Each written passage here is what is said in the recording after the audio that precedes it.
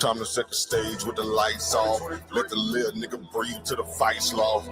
You ain't never like the room with the right sauce. Hail Mary, they despise what the light brought. Let them roach niggas bleed if they can't see. Side of the TV, what you can't be. They say that murder on my mind, now they can't breathe. Take a picture of the crew, that's your last peep. Oh, it need me or love, yeah, that's just me. Just keep them jumping like some frogs, so they might be when the sun sets. And they don't really wanna bleed from the gunplay. And like mine, nigga smoking weed on the one-way street, nigga. Yeah, we see we outside with it. Pull up to the base like we might be with it on guard. Side these niggas like bullshit and they fraud. Let me chop them down with the sword. Walk them down like they live hard. This the toughest you gon' be in, we too hard. And you don't really want that smoke, my G. Side in a TV, this the toughest environment, the toughest environment, the toughest environment to be in, the toughest environment, the toughest environment, the toughest environment to be in, the toughest environment, the toughest environment, the toughest environment to be in, the toughest environment, the toughest environment, the toughest environment to be in, the toughest environment, the toughest environment, the toughest environment to be in, toughest environment, the toughest environment, the toughest environment to be in. Keep that off your lip before you get flipped. We got sources over here, we don't just spit. Too many bosses over here, y'all just let cheat. Put them niggas in the game, let them get real. Don't even step unless you come in with that scholarship. That economic tip, gotta make a dollar flip. And I might be next, I don't give a damn, a truth rolling with me, so I'm feeling like the son of man. Too many gon' hate, gotta make a stand. I'm just trying to duck the lake, you don't understand. Read them when I greet them, that's my best plan. Head first shit, I'm just saying. Nigga meet me in LA, oh you just playing. Too many be fake, what the base saying. So I tell them they don't want no smoke before they end up in the newspaper next day. Smoke is the toughest environment, the toughest environment, the toughest environment to be in, the toughest environment, the toughest environment, the toughest environment to be in, the toughest environment, the toughest environment, the toughest environment to be in, the toughest environment, the toughest environment, the toughest environment to be in, the toughest environment. The toughest environment, the toughest environment to be in, toughest environment, the toughest environment, the toughest environment to be in, toughest environment, the toughest environment, the toughest environment to be in, toughest environment, the toughest environment, the toughest environment to be in, and this is it right here, the toughest you gonna ever be in. You weren't conscious before us. Y'all niggas was asleep. We woke the sleeping giant. We did it. Side dinner TV.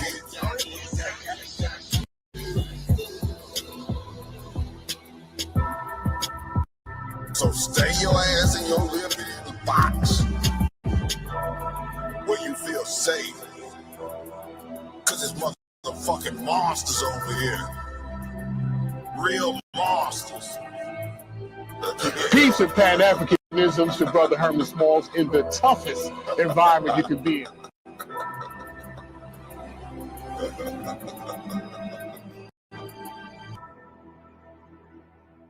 Yeah. All right. Y'all already know what it is. The time is now.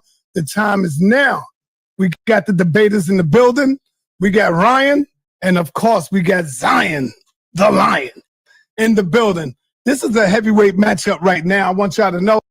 Let me make sure Zion is here. Zion, probably because we still got 2 more minutes before start. We just want to get started on time.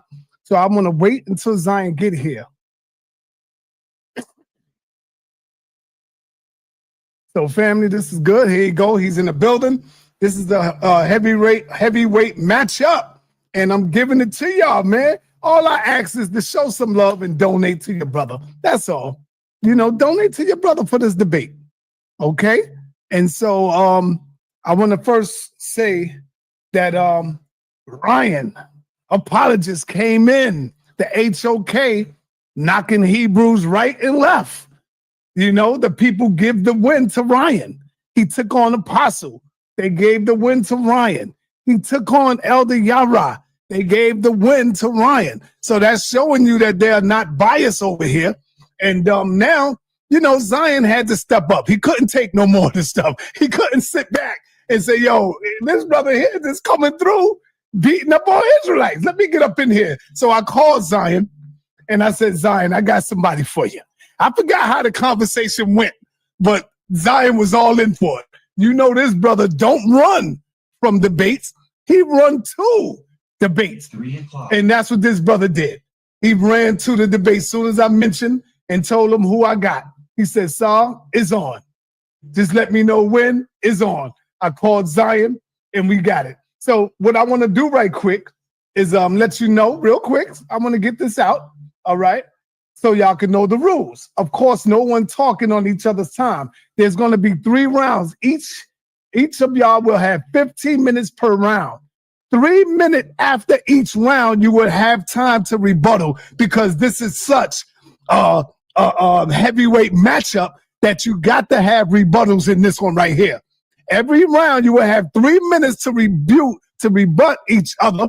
I don't want to make it too long because if it's too long, you got 3 minutes, you got 15 minutes plus the rebuttal. So we give you 3 minutes to rebuttal.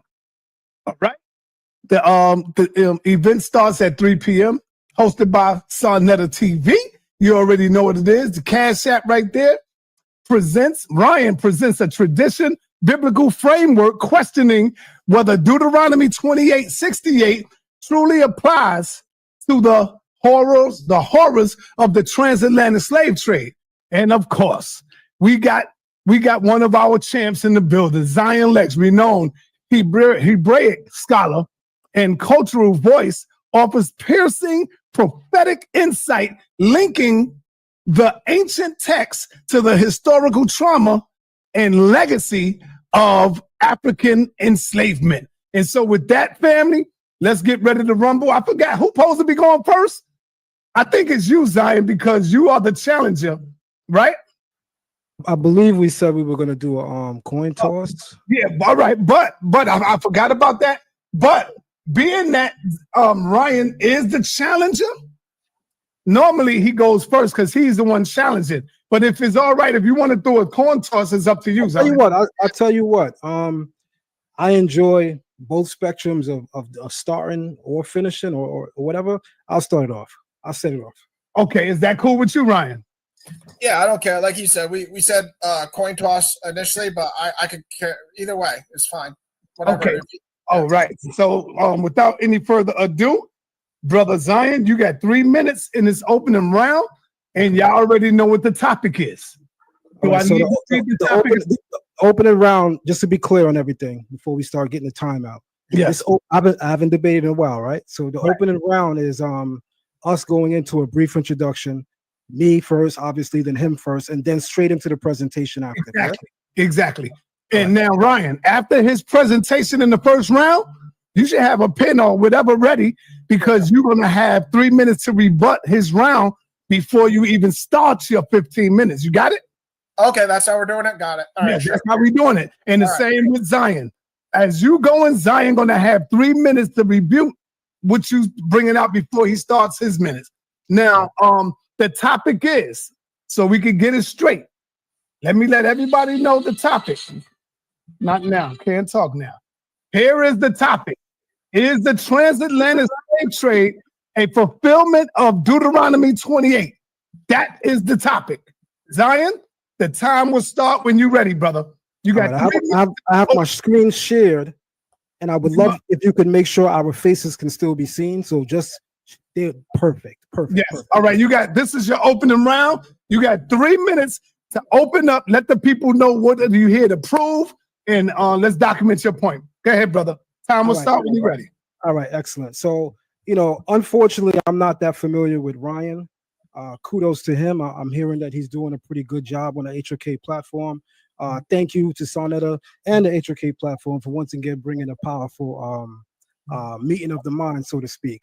On that note, me not being so much familiar with him, I had to go and do some research. So I went on his channel. I watched a number of videos. It seems as if 95% of his videos is addressing Hebrew Israelites.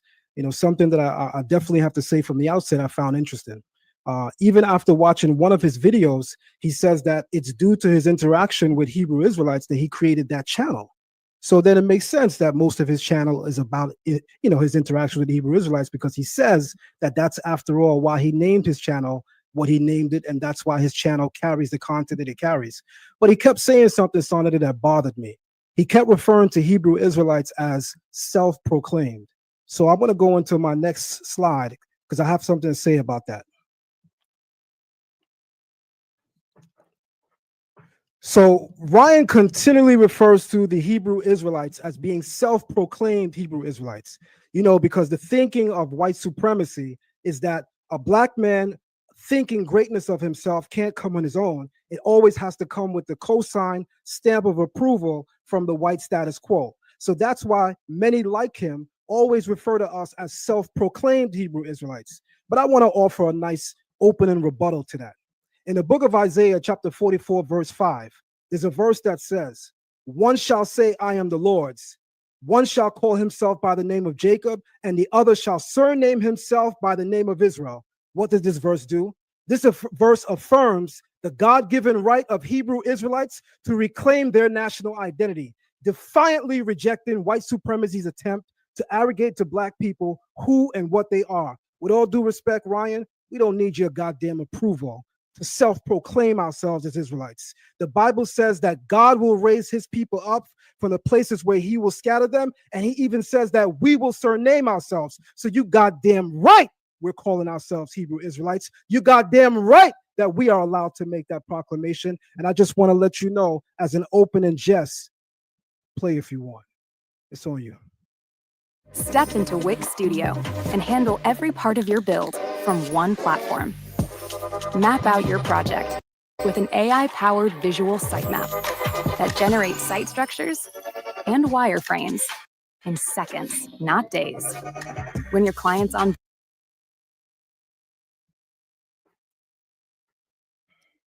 All right.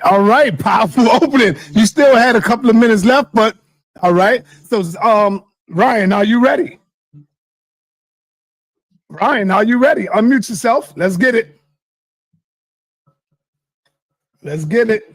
Sorry, I always go to my PowerPoint. I got to remind myself not to go to the PowerPoint before. Yeah. I'm not sharing anything yet, but you know what I mean? I got something written down to prepare. Okay. All right, time was up when you're ready, brother. Are you ready? Yes. All right. You got 3 minutes in your opening round. Let's get it. Okay. Yeah, first of all, Zion, I'm not smart enough technology-wise on YouTube to figure out how to put all my videos on videos.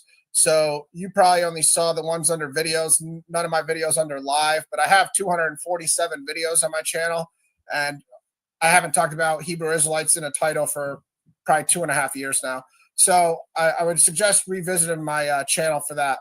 But just to start, most importantly, peace to Sadnetta, peace to Zion, peace to everyone watching and in the chat.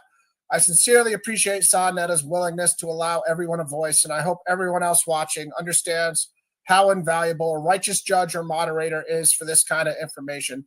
We should never take for granted legends while they are still with us, and there's no other words in the conscious community to describe Sadnetta as a person and his work. Now, to address this debate itself, I just want the audience to realize I will be presenting a thesis about when I believe Deuteronomy 28:68 was fulfilled.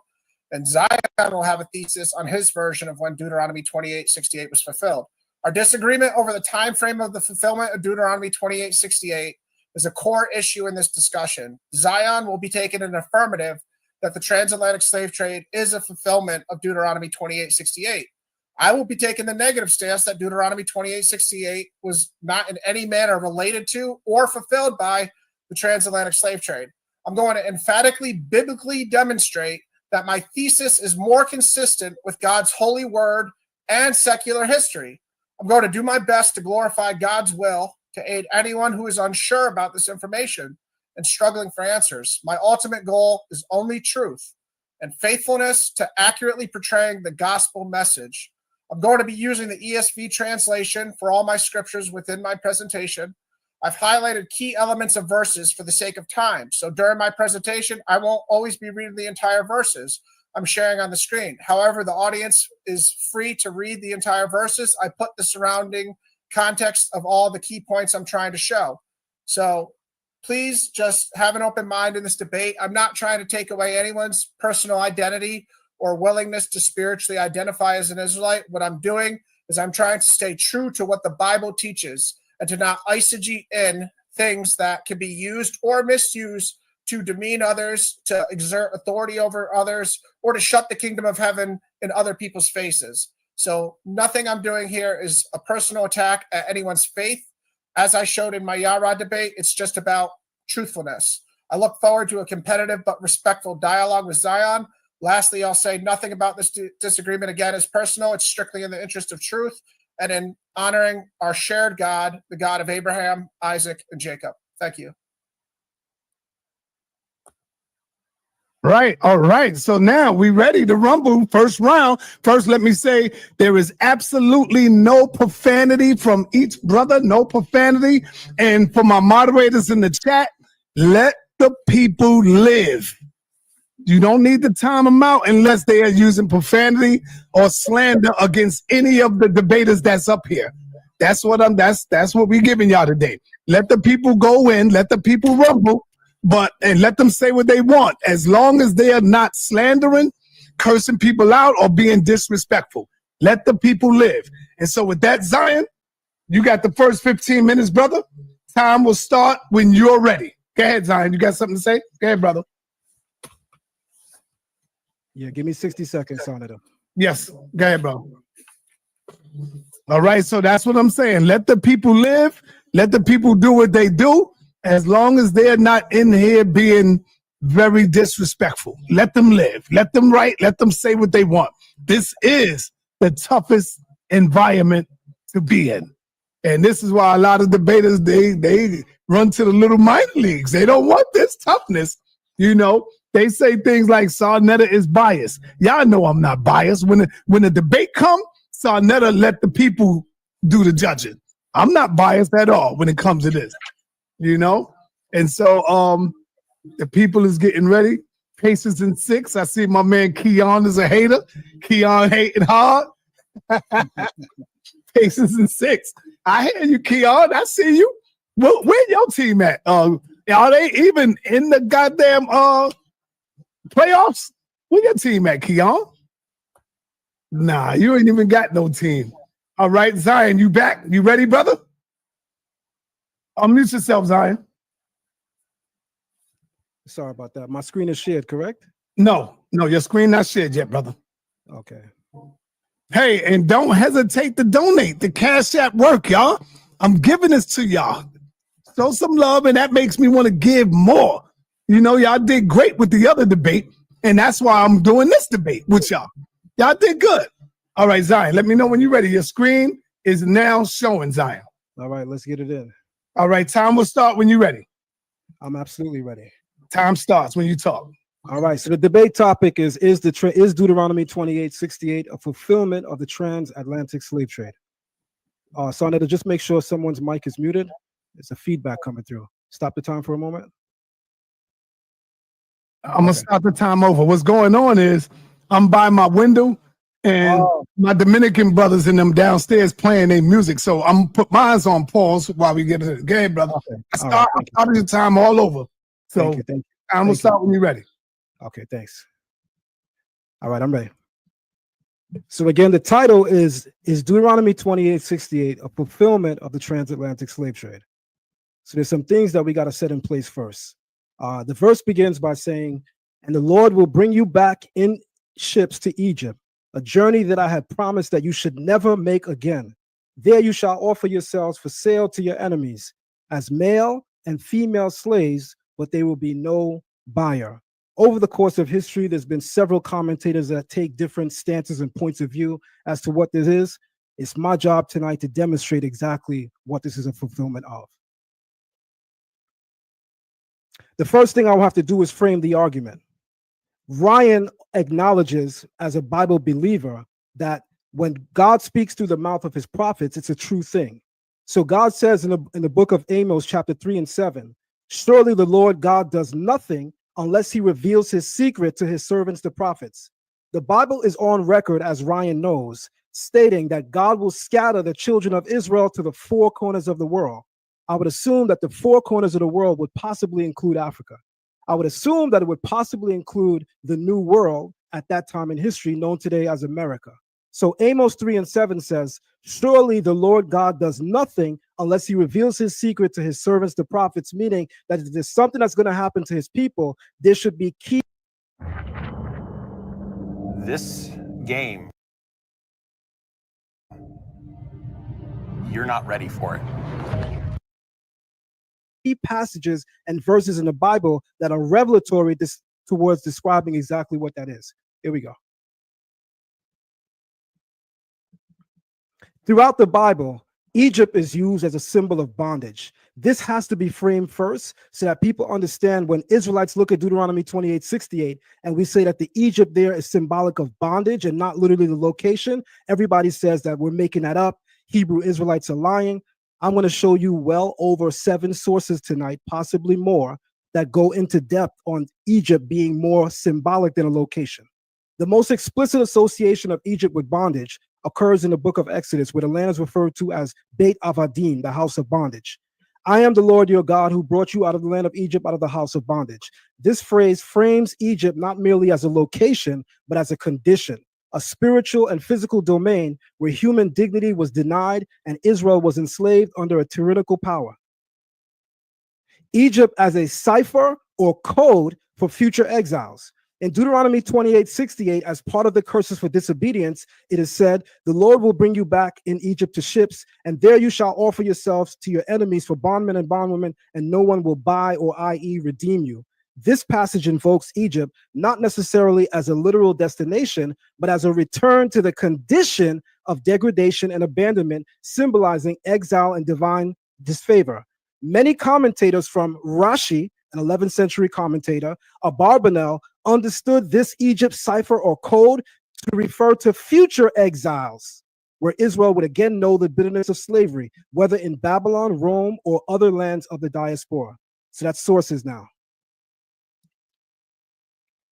Even the etymology of the Hebraic term for Egypt, which is Mitzrayim, captures all of the essential elements for bondage and servitude.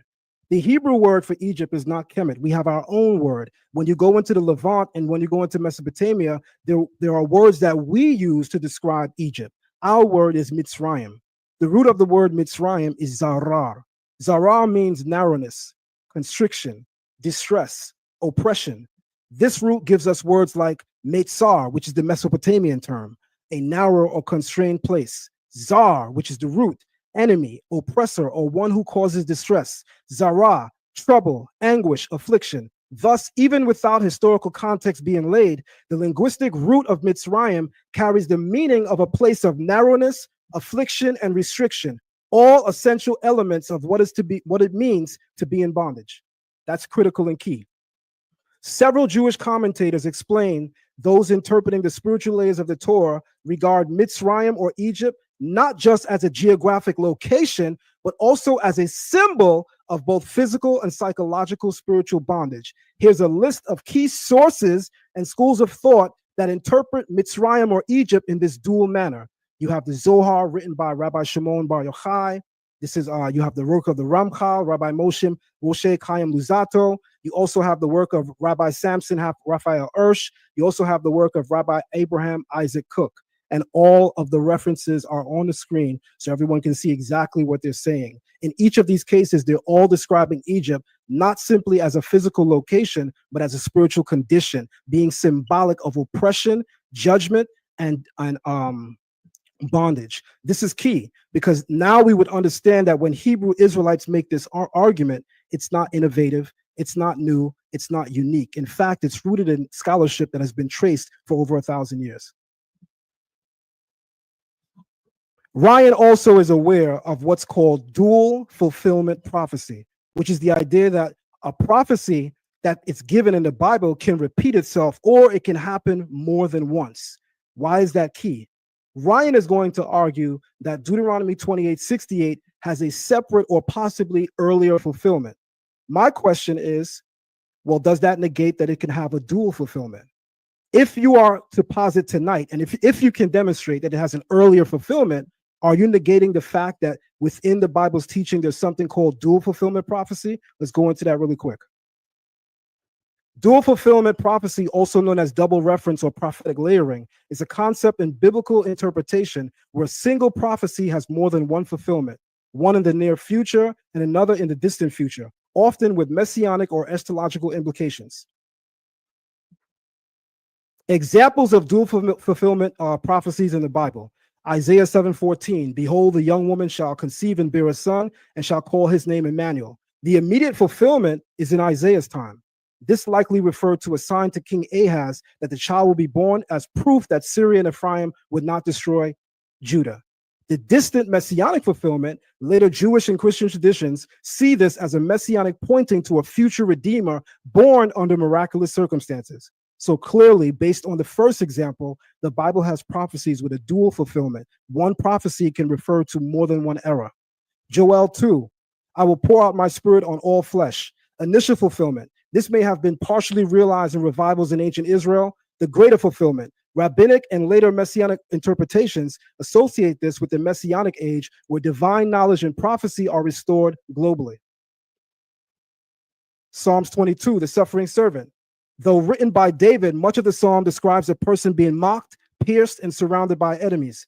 The obvious immediate fulfillment is David's own suffering during times of his persecution. The future fulfillment, or the dual fulfillment, is that Jewish and Christian interpretations see layers pointing to Israel's serving or the Messiah's redemptive pain. Clearly a dual fulfillment prophecy. And then the fourth example is the very topic at hand, Deuteronomy 28, curses of the covenant. Many of these curses were fulfilled immediately in the Babylonian exile, the Assyrian invasions, or Roman destruction.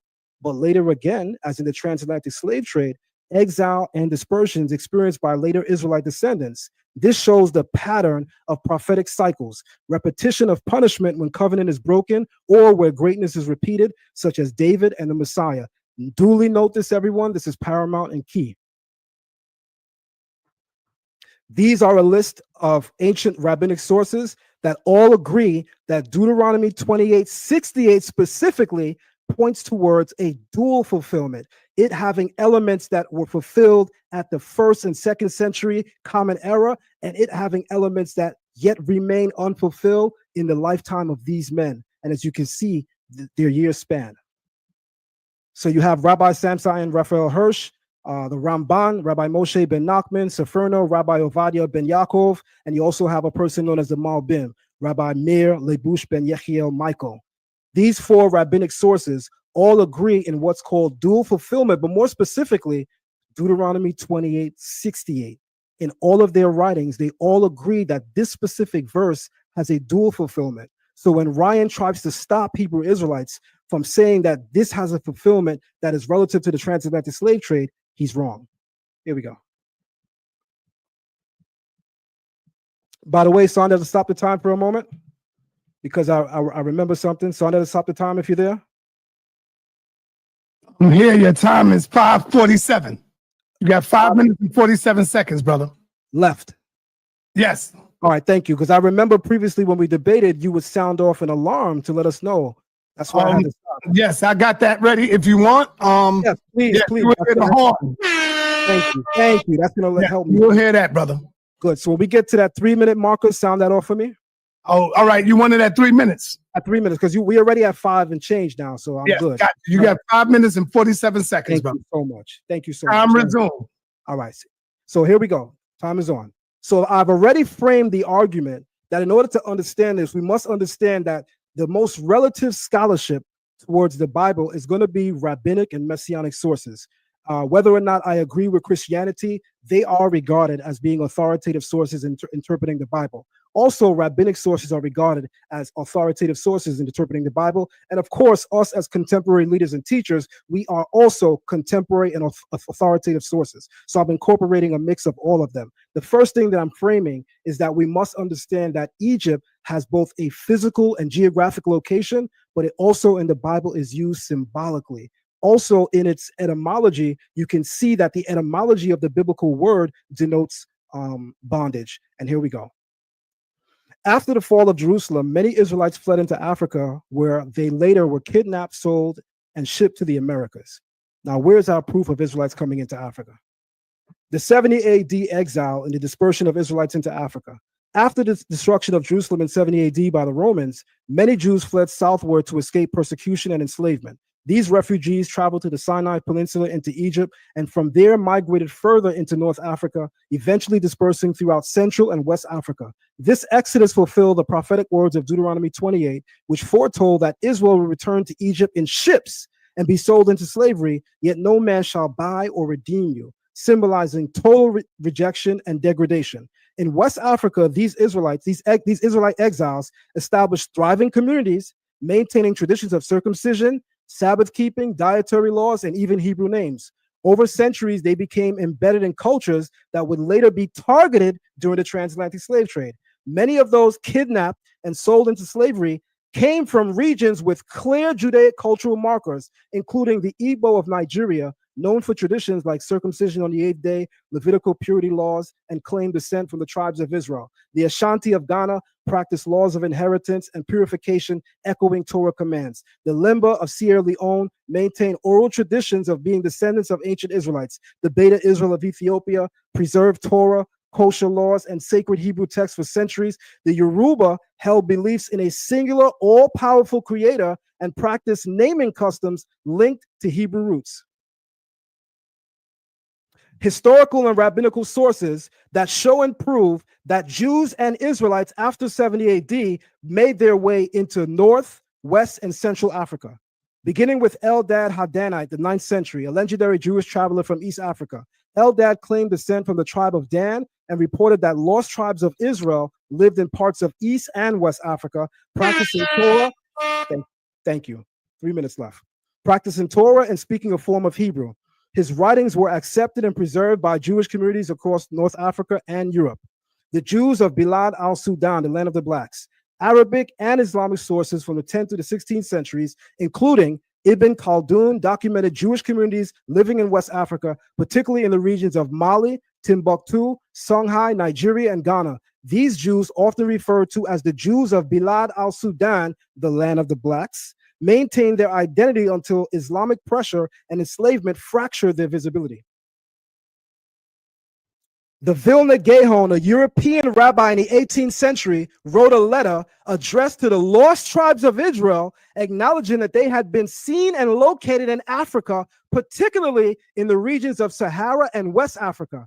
His references validated earlier claims about Israelite presence on the African continent. This is known as the Vilna Gaon's letter to the 10 lost tribes, specifically tribes in West Africa. The Babylonian Talmud, Tractate Sanhedrin 94a, says, to where did Sennacherib exile the 10 tribes? The rabbinic affirmation places Israelite populations deep within the African continent over 700 years before the Roman exile. Historical and rabbinical sources agreeing that after 70 AD, thousands of Jews fled into Africa. Flavius Josephus, St. Jerome, Moses ben Isaac of London, Rabbi Ovadia ben Abraham, Rabbi Abraham ibn Ezra, Rabbi David ben Solomon. Sources confirm the dispersal. The Jews of Bilal al-Sudan, Eldad the Danite, the Vilna Gaon's letter to the 10 lost tribes. Flavius Josephus, in the Jewish War, Josephus records 97,000 Jews were captured after the Roman conquest of Jerusalem, many of whom were sent into Egypt and surrounding provinces as slaves. Although ship transport is not detailed, maritime transport was standard Roman practice, aligning with the prophetic image in Deuteronomy 28:68. Rudolph R. Windsor and From Babylon to Timbuktu, Joseph J. Williams, Hebrew Isms of West Africa, several sources. African Israelite tribes of Judaic identity, I named all of them. The migration of Israel to Africa and the transatlantic slave trade, historical sources that support it, Eldad the Danite, the Jews of Bilal al-Sudan, the Vilna Gaon's letter to the 10 lost tribes, the Babylonian Talmud, St. Jerome, Flavius Josephus, Moses ben Isaac of London. I mean, I've literally named over 12 sources that agree that Israelites fled into Africa after 70 AD, the greater majority of them. I'm going to yield my time here, Sonetta.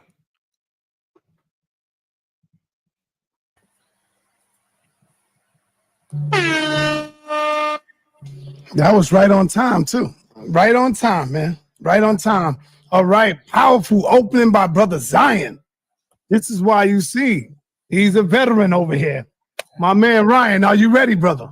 Just give me like 10 seconds to get the Yes, clock yes, set sir. up. And, Yes, sir. yes, Yes. just for obviously not for the rebuttal round because I don't need any warning because it's only 3 minutes. But when I do my 15-minute round, if you can just do what you did for me last time at 2 minutes, just say 2 minutes, Brother Ryan, and I'll go. I'll tell you what, I'm gonna put the sound so I don't interrupt. I'm gonna just hit the sound like I did for Zion.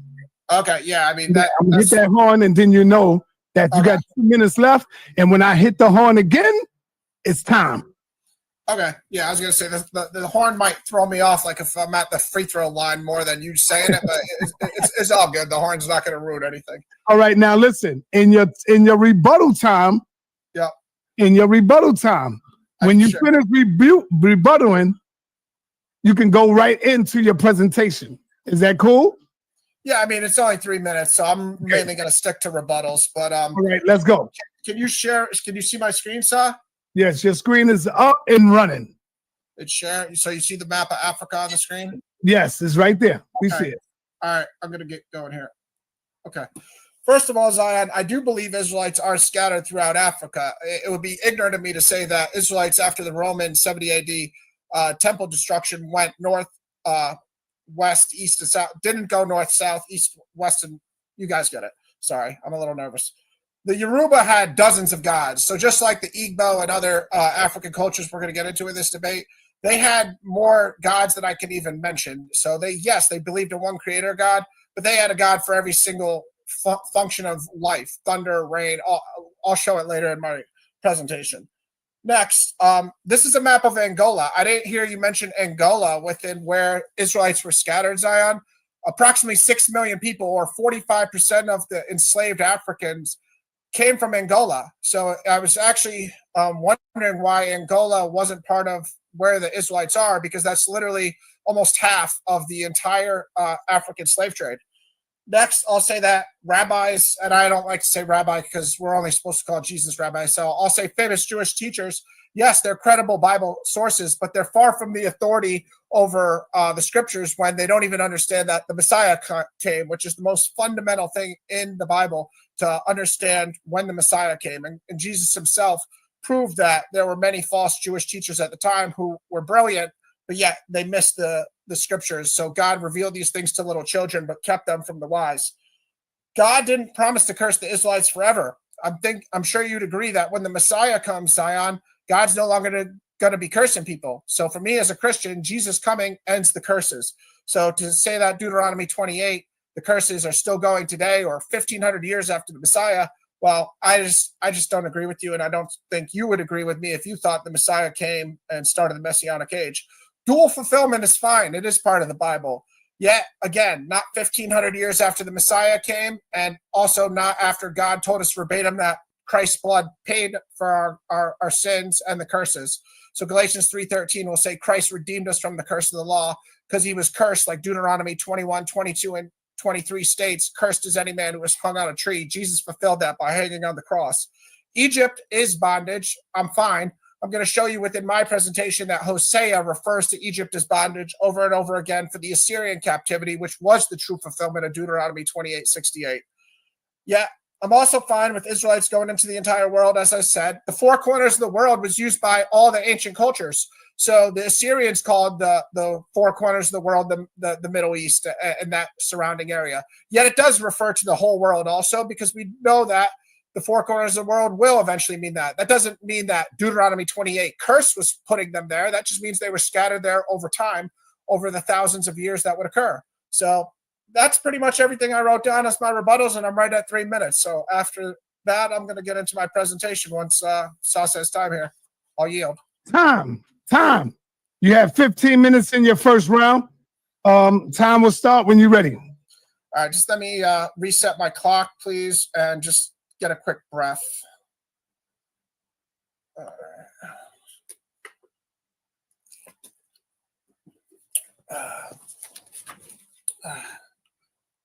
All right, hold on. All right, one more sip of water before we get started here. For any reason, Ryan, if you need me to stop your time, let me know. You got to tell me. Okay, thank you, All right. Si. I'm going to get started now. All right, foremost, this is the most important thing that people need to realize. God cursed Israel when they sinned and rebelled against God, so the curses were a direct result of the Israelites' behavior. Then God had a plan to restore the Israelites, which was sending the Messiah. That's how you gather the Israelites, and that's when the curses are over with, when God sends his Messiah. Also, some of my slides are going to be filled with a bunch of different verses and information, and some of them are going to be more direct like this. Doesn't mean one is more important than the other. This concept, I want the entire audience to keep in mind the entire debate, because if Zion can't show where these people in the 15th century were committing sins that would lead to curses, he's failing a big part of the Deuteronomy 28 prophecy. All right, let me just do it like this. Jeremiah 4:18, your ways or your deeds have brought this upon you. This is your doom, and it is bitter, and it reached your very heart. This is to speak to the character of God, again, holding them accountable for their sins. This is Deuteronomy 28:15, which tells us all the curses from 16 to 68, why they...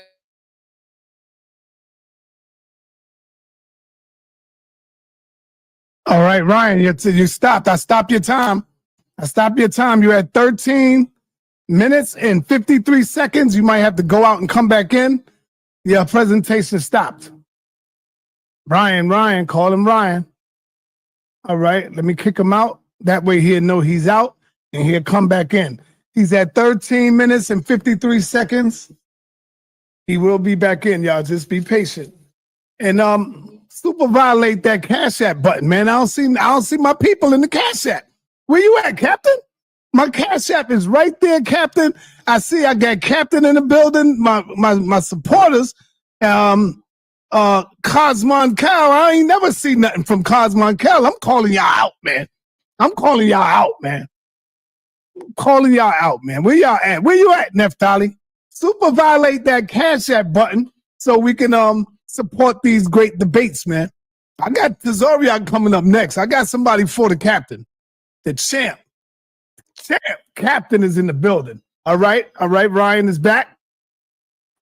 All right, Ryan, you got 13 minutes and 53 seconds. Yeah, obviously that's nothing I can control. Thank you for stopping my time, Si. Right. I'm sorry about that. I'm waiting on you to put your slides back up. Okay, sure. All right, let me get entire screen. Here we go. Yeah, as soon as you went out, I stopped it, so you ain't really lose nothing at all. I'm watching. Yeah, I appreciate that. Thank you. All right, your time is up. I mean, your screen is up. Let me know when you're ready. You had 13 minutes and 53 seconds. All right, right when I start talking, just go ahead and start it. Okay, so again, in Deuteronomy 28:15, you'll see, but if you will not obey the voice of the Lord your God, or be careful to do all his commands and statutes that I command you today, then all these curses shall come upon you. So again, it's a cause and effect. The Israelites sinned, then God cursed them. Zion's going to have to continually show us in history where these Israelites sinned and then they got cursed from God. Specific sins are important. All right. What major events? Again, 15th century, the transatlantic slave trade, they say started 1526 all the way up to the 19th century. I'm fine saying it started a little earlier, which I'm sure Zion will agree with, in the early 15th century when the Portuguese started in 1441 taking slaves. So what major events or event led to ethnic Israelites in Africa provoking God to severely punish them? Again, this would have to be a very significant sin in order for slavery to become a curse. Why weren't the Israelites all over the world gathered in slavery? So why were just Africans put into the transatlantic slave trade? Why weren't Israelites that were in Ethiopia or Asia or Europe, why weren't these people also put on ships and put in slavery if God was cursing all the Israelites for their sins? What was particular about the Africans that made God curse only them? So from 100 to 14 AD, which curse or curses, who, what, where, when, and why, was God cursing these people? Let's get specific. If it was Deuteronomy 28:68, God promised to bring all the curses when he was cursing people. Show us some other curses in the first 1400 years for these Israelites and when and why they happened. So if he doesn't have any major events for those ethnic Israelites, why were they obedient for 1400 years, but then all of a sudden in the 15th century got cursed from God? So if he can't show us in the first century, all the second century, third century, all the way up to the 15th century, Israelites getting cursed for disobedience, how come they could be obedient for 1,400 years, but then all of a sudden in the 15th century, they couldn't maintain their faith? An equally relevant question is, why is God only bringing one curse, as I just said? Because there's 90 curses on the 43 verses in Deuteronomy 28. And do we have any objective evidence about the other 89 curses? Here's another important part of this. Who were the Deuteronomy 28:68 curses given to, when, and why? Moses did it at the end of his life at 1320 BC approximately. Then we see Jesus came from 6 to 4 BC to 30 to 36 AD. And then apparently no curses were recorded for 1,400 years until the transatlantic slave trade. That's the theory, the thesis that Zion and other self-proclaimed Hebrew Israelites are telling us is, yeah, God waited 1,400 years, and then all of a sudden he decided to do one of the worst curses you could possibly do. This is a crucial part of this debate that I want everybody that is a faithful Bible believer to think, either if you're Old Testament or New Testament, this applies to us all. So think about this. In Genesis 18:22 to 33, this is the famous story where Abraham spoke to God before God destroyed Sodom and Gomorrah, which was one of the most wicked cities on earth, doing all sorts of sins. Abraham proceeded to ask God, if there are 50 righteous, would you destroy the city? Far be it from you, in verse 25, to do such a thing, to put the righteous to death with the wicked, so that the righteous fare as the wicked. Shall not the judge of all the earth do what is just? And the Lord said, if I find at Sodom 50 righteous in the city, I will spare the whole city for their sake. This continued down from 45, 40, 30, 20, where finally God said, for the sake of 10, I will not destroy it. So if there were even 10 righteous people in Sodom and Gomorrah, God would not have destroyed the city for the sake of 10 righteous. Yet I just showed you 6 million Africans in Angola that were put through the horrors of the transatlantic slave trade, according to Zion, saying that God cursed the Israelites. So think about that. Millions of innocent people put in the most atrocious slavery and horrors possible because God was orchestrating his justice, his wrath against the Israelites. It's not math class, but it's not adding up.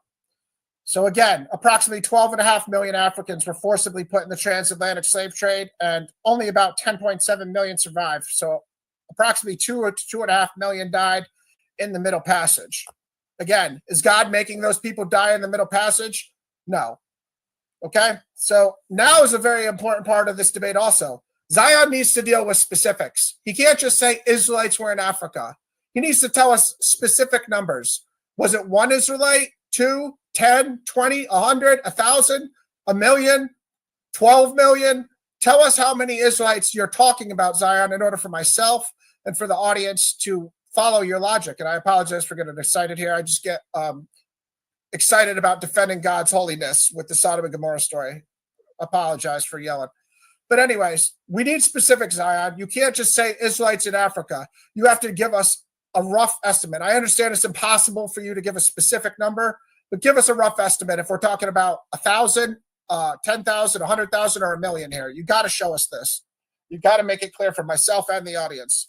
Can you show us in the Old Testament when God cursed the Israelites, when he also cursed other nations at the same time, and on the mass scale of millions of innocent people, like I just showed you, were involved in the transatlantic slave trade who were Israelites? And do you have any New Testament information that shows us the Deuteronomy 28 curses were continuing? So obviously the Bible being a source, can you show us in the New Testament if God was still punishing the Israelites in the New Testament, especially when they're denying his son as the Messiah and they're killing his son? That would probably be a good time for him to curse them, right?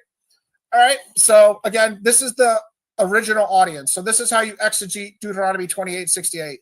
Moses was talking to the children of Israel who had come out of the wilderness, their children. So the first generation, the literal Egyptian slaves, that the Egyptians who were Egyptian slaves came out through the Passover. They stayed in the wilderness for 40 years and weren't allowed in the promised land because of their rebellion. So Moses is speaking to their children, including still Joshua being alive and Caleb. Obviously, Joshua and Caleb were the only non-children who were allowed to go into the promised land. So Zion's trying to tell us that Moses, speaking to Joshua, Caleb, And all the people who were children of the actual slaves in Egypt during the Exodus 10 plagues, he's trying to tell us that God was prophesizing slavery in the Americas 3,000 years later and 1,500 years after his Messiah came. I want to know if he thinks any biblical prophet would think that God is going to be cursing the Israelites for 1,500 years after the Messiah came. And also, if he really thinks mathematically it's likely that Moses was telling the children of the enslaved Israelites from Egypt that they're going to be cursed into slavery into the Americas, because it doesn't sound very likely to me. Deuteronomy 28:68, and the Lord will bring you back in ships to Egypt, a journey that I promise you should never make again, and you shall offer yourselves for sale to your enemies as male and female but slaves, but there'll be no buyer. I'm going to break down other parts of this verse later on, specifically the enemies part, but right now we're just going to go into the bondage in Egypt, which again was fulfilled by the actual Israelites in the Assyrian captivity. This is the prophet Hosea in Hosea 8:13 saying, they shall return to Egypt. Okay? Again, I'm not going to read all these verses for the sake of time. They're on the screen for you guys, but Hosea 9:3 also. They shall not remain in the land of the Lord, but Ephraim shall return to Egypt, and they shall eat unclean food in Assyria. See specifically in Hosea 9:3 how God is identifying Egypt as Assyria. I'd love for Zion to show us any prophecy that associates Egypt with the Americas, because he can't do it. So I'm showing you the true fulfillment and God's holy word telling you Egypt is Assyria. And the prophet Hosea in chapters 7 through 11 is going to do this repeatedly. And Isaiah is going to testify it being Assyria also. So Hosea 9:6, for behold, they are going away from destruction, but Egypt shall gather them. Memphis shall bury them. 2 Ezra 13:40, the Apocrypha, also another witness here. Those are the 10 tribes which were carried away prisoners out of their own land in the time of Hosea the king, who Salmanaser, king of Assyria, led away captive. He carried them over the waters, and so they came into another land. 2 Ezra 13:40 is verbatim telling you the northern tribe went over the Euphrates River and the Tigris River and other waterways within Assyria, because there's tons of tributaries for both of those massive rivers.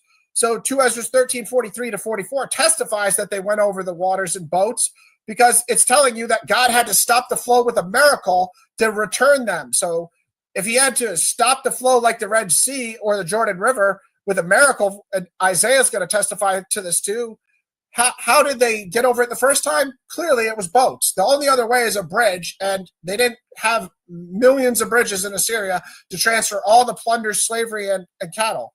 Now, here's the testimony of 2 Kings 17:3 to 7, saying the same thing that 2 Ezra 13:40 just said. So if you don't like the Apocrypha, well, here's the book of Kings, 2 Kings 17:3 to 7. The same king of Assyria, Shalmaneser, during the time of the northern kingdom king Hoshea.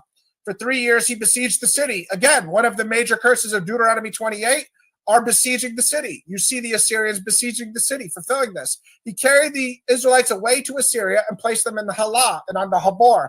The river goes on in the cities of the Medes. So again, this is the book of Kings testifying to it. These are the same verses just in the book of Kings, but this is the history for the king of Judah, Hezekiah, instead of the northern king's history. Anybody familiar with the Bible knows they tell it the same story sometimes for the king of Israel, but also for the king of Judah. So again, look where they're getting transported to the Halah, the Habor, and the river goes on. Now I'm going to show you where that is. So we just saw it in 2 Ezra's, 2 Kings, and now also in 1 Chronicles 5:26, we see King Shalmaneser's father, Tiglath-Pileser, so the generation before, he even started doing this before King Shalmaneser did it. So he took, specifically, it says, the Reubenites, the Gadites, and the half-tribe of Manasseh to the same areas, the Halah, the Habor, the Harah, and the river goes on. So Tiglath-Pileser is the father of King Shalmaneser, and you can see he already started the process of moving Israelites to these areas. Where is the river goes on? Google it. It's the Kabor River. It's a tributary of the Euphrates River. So why were they moving them by these tributaries? Well, take a guess. It's because moving people on boats is the fastest way to transport them and all their gold, silver, plunder. Do you want to carry all the gold on your back or on your horses, or do you want to put it in boats and sail it? Think about it. So this is where the river goes on is. Obviously showing you guys the Euphrates River is a massive river is redundant. It's called one of the 2 great rivers in the Bible. Same with the Tigris River. Look where the Euphrates and the Tigris River are on the map if you're coming from Israel.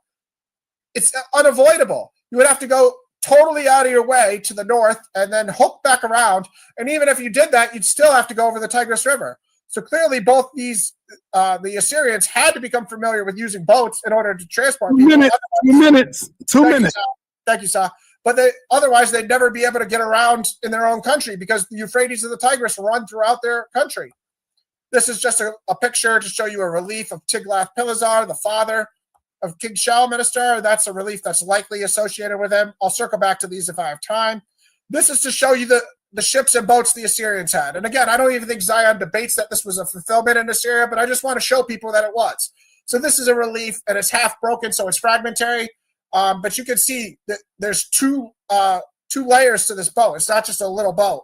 So even though it's broken, you can still get that. Here they're transporting wood. You can see them with logs. So clearly these boats are trying to depict that they're moving logs, huge, massive trees on their boats. These boats were capable of moving huge objects. Here's a similar relief of them moving the logs, and you can get a better perspective here because this isn't zoomed in as much. So you see them moving massive logs. Here they are with slaves on a boat. So this is a relief of a soldier in the Metropolitan Museum of Art. This is the Assyrians with a slave, and you see the symbolism of the art, but also them just transporting slaves, which they did with the Israelites. Here's another boat, just to make it redundant that they have boats, which is clear. And here's them besieging the city in a relief. So you see that they fulfilled other aspects of Deuteronomy 28, not just Deuteronomy 28:68. Again, I said Hosea testified in it through chapters 7 to 11 that Assyria was Egypt. Here it is again in 7:11-12, calling Egypt going to Assyria. They shall fall by the sword, derision in the land of Egypt, referring to Assyria, like birds from Egypt and like doves from the land of Assyria. They shall not return to the land of Egypt, but Assyria shall be their king. So God in Hosea from chapter 7 to 11 is verbatim calling Assyria Egypt over and over again, which is fulfillment of Deuteronomy 28:68. I'll save the rest for my next rounds. I know I'm out of time. Game of Thrones King's Road is now available for both PC and mobile with Google Play Games. Time. All right, my brother Zion, you got 3 minutes in your rebuttal before we get to your second round. Powerful first round from both of these brothers. And brother Zion, you are up next, and time will start when you're ready, brother. Okay, I guess I'm ready. All right, you got 3 minutes in your rebuttal. Okay, so I didn't expect this, but put up your slide. You got anything you showing? Oh, no. All right, go ahead. Time will start. Start now? Yes. Okay. I definitely didn't expect this. I expected that if he was going to have a presentation, that he would have sources that verify him. Even other biblical scholars that agree with his position, he cited none. So he's given so far 0 sources and 100% private interpretation. So we're just supposed to believe him even though we know nothing of him. That's sloppy scholarship 101. He says the Igbo Jews can't be the biblical Jews because the evidence shows that they serve several gods. That's silly. Even European Jews acknowledge that many of their ancestors, because of where they were in history, served pagan gods. Does that negate the fact that they think that they're Jewish for them? No, it doesn't. These arguments are really silly, by the way. He said, I didn't mention Angola, even though I said scholars show that Israelites went into North, Western, and Central Africa. I would hope he knows that Angola fits in there. Possibly he doesn't based on his presentation. I also talked about dual fulfillment. He's saying this happened in the future. I'm saying if that's right, I'll give you that. I disagree with you, and I'm going to show why, but I disagree with you. But if so, I give you that. You still have to negate why dual fulfillment is not credible or possible. So what that you could point towards a possible earlier fulfillment? I presented the point of dual fulfillment. You completely didn't address that. Sloppy scholarship 101. You said, why did God only curse the Africans? I don't even think I should respond to that. That was so silly. Then you said, question, why we don't have evidence of the other curses. Brian, if you look at the screen, the topic that you agreed to is the transatlantic slave trade a fulfillment of Deuteronomy 28:68. If we came here to talk about all the other curses, that would be fun. Unfortunately, as you should know by now, that's not the topic. I mean, did you give thought to your presentation before you wrote it? Let me continue. part of the reason, he says, why, okay, now I'm going to say this. Part of the reason why scholars employ the use of symbol and allegory in explaining future events is because the events that they're describing are so far removed from their experience that they have to speak in a language of allegory and symbolism because they don't even have experience with the people, places, and names that they're talking about. That's the reason why they employ symbology. So again, silly point. Then he says, he shows pictures at the very end. And I thought this was extremely comical as a person that does tours at the Met Museum on Assyrian history. He shows picture relief of Assyrians transporting logs and says that that's proof that they were transporting Israelites. Even though in any of the reliefs that he showed, none of them actually stated that these are Israelites on the ships or Jews on the ships. No scholar saying that. Private interpretation. Sonetta, with all due respect, and I said this before, when you bring me a debate, because I never asked you to debate nobody, I only asked you about two people. I asked you about Jabari, and I asked you about Brother Polite, and rightfully so. But when you bring me somebody, 15 minutes, Ryan. Oh, excuse me. Are you ready? Get your presentation up. I'm on my last point. This is the last point I'm making, and then I'm going to go into the presentation. So on my last point, I'm saying you got to bring me somebody better. Zero sources, private interpretation. Dude shows a relief of Assyrians transporting wood and logs. Is this Final Destination or actual debate? Time, brother. Let's move it. You got 15 minutes in your second round. Zion, time will start when you're ready, brother. Okay, I'm going to go to my share screen. This is amazing. I thought I was going to have to fight a little bit. My screen is up, Sana. Let me know when you're ready. Yes, I see it. Your screen is up. Everybody can see it. Time will start when you're ready. All right. And I'm going to let you know when you got 3 minutes left with the horn. Thank you so much. And the second horn will be time up. Okay. So from a biblical and Hebraic perspective, many within the Hebrew... Stop my time, Sonetta. All right, go ahead. You said something while I was speaking. I'm not sure. No, I said time start when you started talking. Okay, my apologies. Right, I erased that. You right back to 15 minutes. Time starts now. Thank you, sir. From a biblical and Hebraic perspective, many within the Hebrew Israelite tradition interpret Deuteronomy 68 as prophetically pointed to the transatlantic slave trade. Let's examine this view carefully, focusing on the Hebrew language, the context of the verse.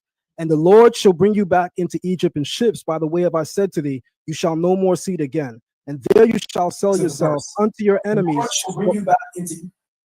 Sonetta, please stop the time. I don't know whose mic is on. Ryan, you had to go on mute, Brian. Ryan, you had to go on mute, brother. You want to start this whole thing? You have to round over, Zion? Yes, so you can start it over. I apologize. My computer froze, so I turned the TV on just to hear his information. I apologize. I was trying to get to mute to do it. All right. I did it in the wrong order. Sorry about that. All right, got you. Ryan, Zion, we're going to start your whole time over. You got 15 minutes. If you have a 700 plus credit score, you qualify for Chase's new program where you could access up to $150,000. Time will start right now. Thank you, sir. From a biblical and Hebraic perspective, many within the Hebrew Israelite tradition interpret Deuteronomy 68 as prophetically pointed to the transatlantic slave trade. Let's explain why.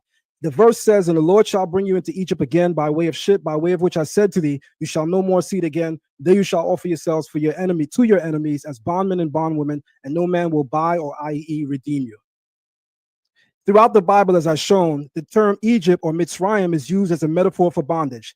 Exodus 20:2, I'm the Lord your God who brought you forth out of the land of Egypt, the house of bondage. Deuteronomy 5:6, I'm the Lord your God who brought you forth out of the land of Egypt, out of the house of bondage. Deuteronomy 6:12, then lest you forget the Lord who brought you out of the land of Egypt, out of the house of bondage. Deuteronomy 8:14, then your heart be lifted up, and then you forget the Lord your God who brought you forth out of the land of Egypt, out of the house of bondage.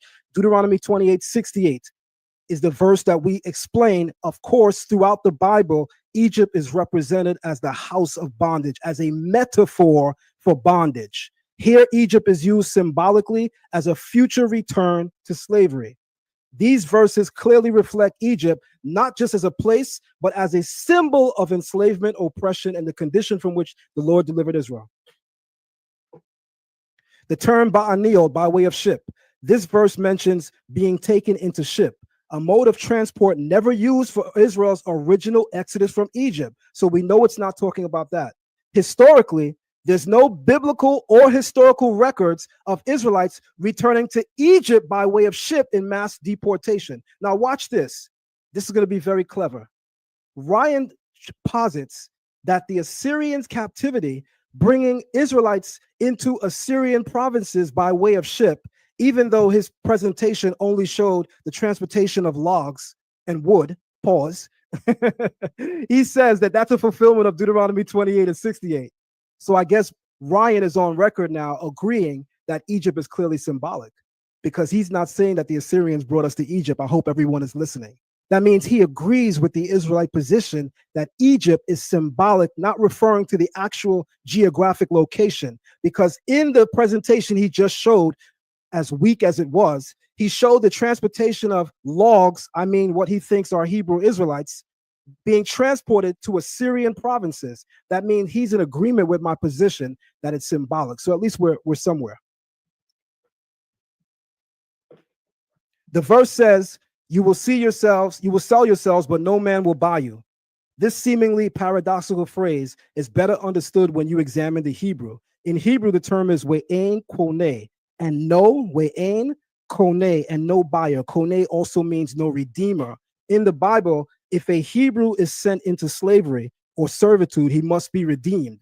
Anyone that studies the Bible knows that. That's in the book of Exodus as well as the book of Deuteronomy. Any Hebrew that goes into servitude, or i.e. slavery, must be redeemed. So by saying there's no buyer, no kone, ain kone, there will be no one that will come to redeem you, no one that will come to change your position. This is not a contradiction, but Hebraic idiom. They would be offered as slaves, but no one redeem or would deliver them from this condition. Slaves were purchased, yes, but no political or spiritual power redeemed them from the status of slavery. Historical parallels: Africa to the Americas. Millions of West Africans were transported in ships under horrifying conditions. Auction blocks, men, women, and children were sold like cattle in foreign lands. Loss of identity, just as the verses predict exile and loss of inheritance. Deuteronomy 28, 41, and 64. The slave trade resulted in cultural and spiritual disinheritance. By the way, if he posits that the fulfillment is in the Assyrian, we were not stripped of our identity in the Assyrian captivity. Deuteronomy 28 describes us being stripped of our language, our culture, our religion. We were still serving our God in the Assyrian captivity. So that means what he posits as the fulfillment of it doesn't capture the essential tenets of what Deuteronomy 28 is describing. But let me move on. Hebrew grammarian and etymologist Rabbi Samson Raphael Hirsch, he says in his commentary to Deuteronomy 28:68, and by the way, all I come with is sources, so everybody pay attention. Though mainstream Jewish commentators like Rashi and the Rambam applied this verse, the 68th verse of Deuteronomy 28, to Roman or Babylonian exile, Rabbi Samson Raphael Hirsch, a 19th century Torah giant among Europeans, says, this will not be from the land of Israel, commenting on Deuteronomy 28:68. This will be, but from distant lands where Israel had already been scattered. So Rabbi Raphael Shimshon Hirsch says, Deuteronomy 28:68 is not a fulfillment of us going from Israel to Egypt by way of ships, but us going into captivity by way of ship from lands we had already been exiled and scattered. That fits perfectly within the Hebrew narrative, that the ships that were brought to West Africa brought us to the America. The parts of West Africa that we were in at that time in history were regions that we had already long been exiled and scattered to. This commentator clearly states that it is from regions that we had been exiled and long scattered that this would take place, not from Israel to anywhere else, but from the lands that we had already been scattered. That's key. This is fun. Huh. Getting in the pool. It's a weird move. Oh no. Rabbi Hirsch's view on Deuteronomy 28:68, the Roman fulfillment, this verse was fulfilled when the Jews were taken to Rome. Transatlantic slave trade fulfillment, this verse was fulfilled when the Jews were taken by ship to the Americas as slaves. Rabbi Samson Raphael Hirsch argues against the Roman fulfillment, and he argues for a future date. Mind you, he lives in the 18th century. And he says that it still hadn't been fulfilled. By the way, Ryan, I'd love to see you come with any sources to substantiate the views that you're saying, because so far all we're hearing is private interpretation. Rabbi Ovadia Seferno, in his commentary in Deuteronomy 28:68, provides a nuanced and symbolic interpretation. While he does not explicitly call it a metaphor, his wording clearly leans towards a non-literal understanding, emphasizing shame. He says in his commentary on Deuteronomy 28:68, this does not mean that they would be actually sold in Egypt, but rather they will return to that condition of bondage, yet in such a manner that even offer to sell themselves as slaves and will be rejected. He goes on to say, the road back to Egypt will be unlike the one you left during the Exodus. This journey itself is a reversal of redemption. What this means, Seferno emphasizes that this return to Egypt is not primarily geographic, but a return to the condition of Egypt, namely slavery. So aren't Hebrew Israelites saying the same thing? But let me guess, when a European says it, he's right. But when Hebrew Israelites saying it, we're identity thieves. I get it. Egypt as a metaphor. Rabbi Seferno, just quoted him. Moving on. The Rambam, Rabbi Moshe ben Nachman, this medieval sage, known as the Rambam, provides a profound commentary on Deuteronomy 28, the chapter outlining the blessings and severe curses tied to Israel's covenant with the Lord. In his analysis of verses 62 through 68, the Rambam makes a striking observation. Listen to this, Ryan. Many of the curses listed were not fulfilled during the first or second temple eras. That clearly would refer to the Assyrian exile, right, Ryan? Because the Assyrian exile is before the second temple period. But scholars are on record saying many of the curses listed in Deuteronomy 28 were not fulfilled during the first or second temple eras. Ryan, you signed up for the wrong debate. Next time, I need you to put a little bit more respect on my name. Do a little bit more research before you call me out. The Ramban. For many of the things stated here did not occur to us in the first or second temple periods, but we know them to have occurred in this current exile. The Rambam lives in the 12th century. And he says many of the fulfillments are still being fulfilled by his era, the 12th century AD. Sources. I got one for you. You guys might like him. We know him as Rabbi Harry Rosenberg. Rabbi Harry Rosenberg, whether you like him or not, he's a source. A modern Jewish scholar and teacher who is also the founder of the Lost Tribes Initiative has openly affirmed that Deuteronomy 28:68 may find its clearest literal fulfillment in the transatlantic slave trade. Is this an Israelite saying this? Rather than in any earlier exiles, his approach has helped bridge traditional Jewish learning with the lived experiences and oral histories of African-descended communities who identify as Hebrew Israelites. Rabbi Harry Rosenberg's view on Deuteronomy 28:68, he says, the verse says you will go back to Egypt in ships. But Harry, somewhat of a scholarly guy, says, but Israel never left in Egypt on ships. So how do you return in that way unless it's describing a different type of exile altogether? Rabbi Harry Rosenberg on his interview and lectures on the Lost Tribe.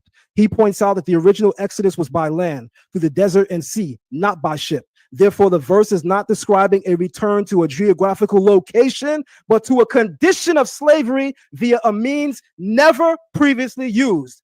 The transatlantic slave trade, with its horrific use of ships to deport millions of African people, many of whom carried Hebrew traditions, matches the literal detail of the verse more closely than any Roman or Babylonian event, and I guess I could now add any Assyrian event, such as transporting logs for the movie Final Destination, Ryan.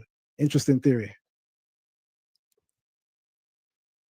Rabbi Harry Rosenberg, to surmise his views, he sees Deuteronomy 28:68 as spiritual and national degradation, not necessarily a geographical location. Excuse me, that's Seferno.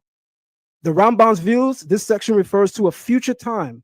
The curses did not occur to us in first or second temple period. That clearly wipes out the Assyrian fulfillment, Ryan.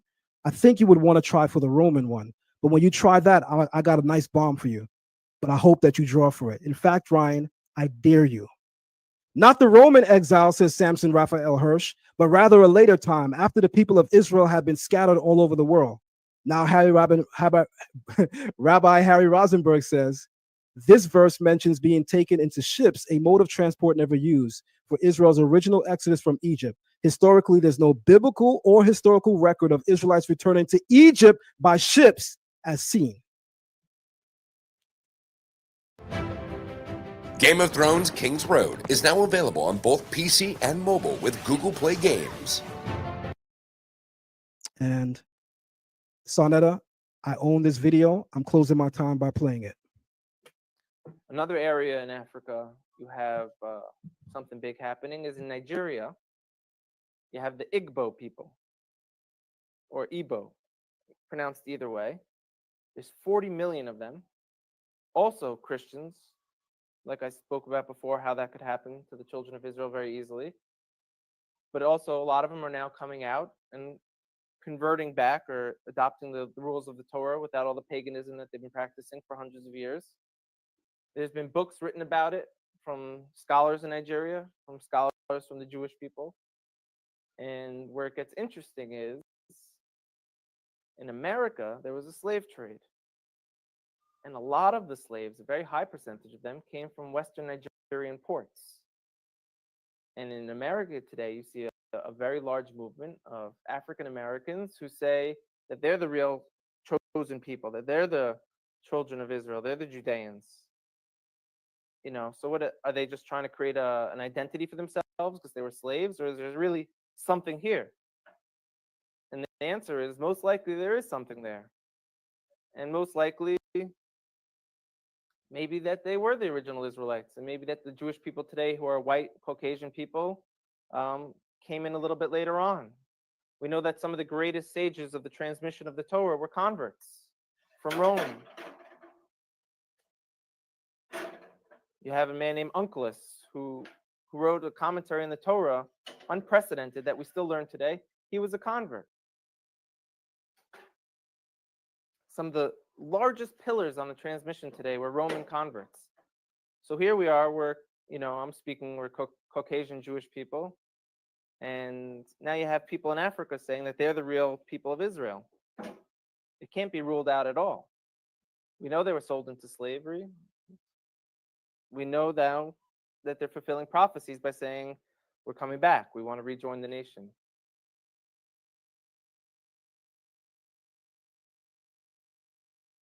I'm going to stop. How much more time do I have left?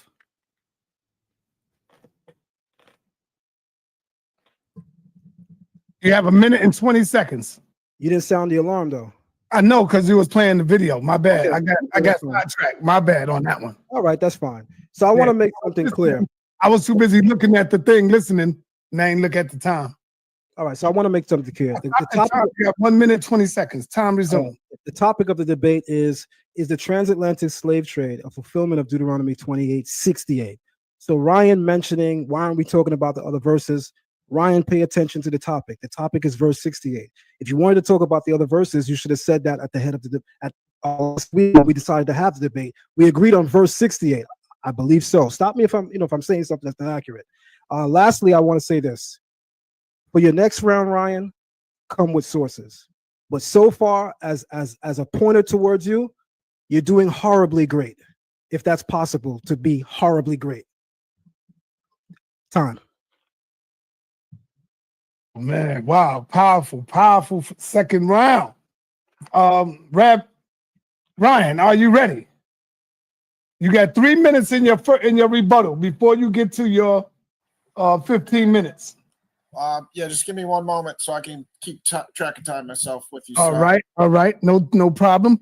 I want everybody to know that the Cash App is working. Come on, show some love, family. Show some love. Cash App is working, man. All right, you'll just start it once I start talking, sir? Yes. Okay, here we go. All right, Zion said we shouldn't listen to what the European man tells us. Then he proceeds to quote nothing but white ancient Jewish rabbis and modern Jewish rabbis like Harry Rosenberg. You shouldn't listen to the European unless Zion's presenting it to you as the white people he likes, I guess. Then we're going to get into the point that Zion's saying, Ryan, show sources. Well, I'm showing you a Bible that has 66 different books in it. I showed you the Apocrypha. I'm quoting the transatlantic slave trade statistics. I knew you were going to say that because I watched your vocab Malone debate.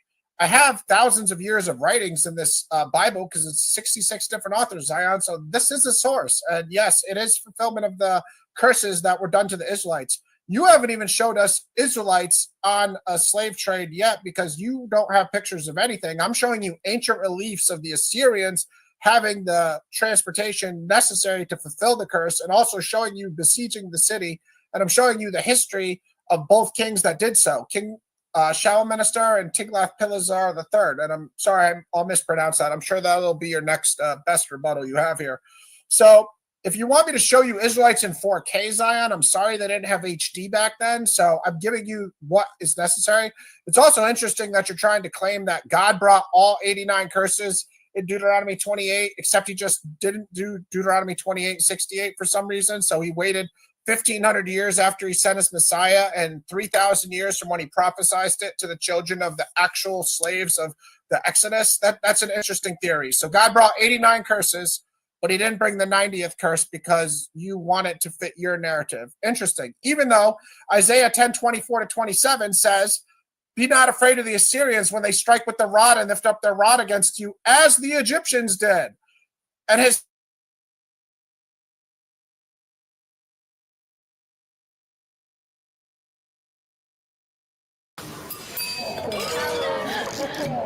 Fish is delicious. How's your food, by the way? I love it. It takes me back to our trip to Greece. Nuance Audio is the new invisible hearing solution built into your glasses. Wix, one platform, any website. Unlimited creation. Describe.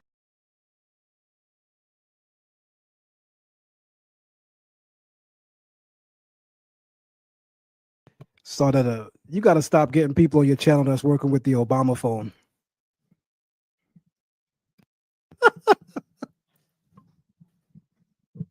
1 minute, 5 seconds, Zion. We waiting on you to get back.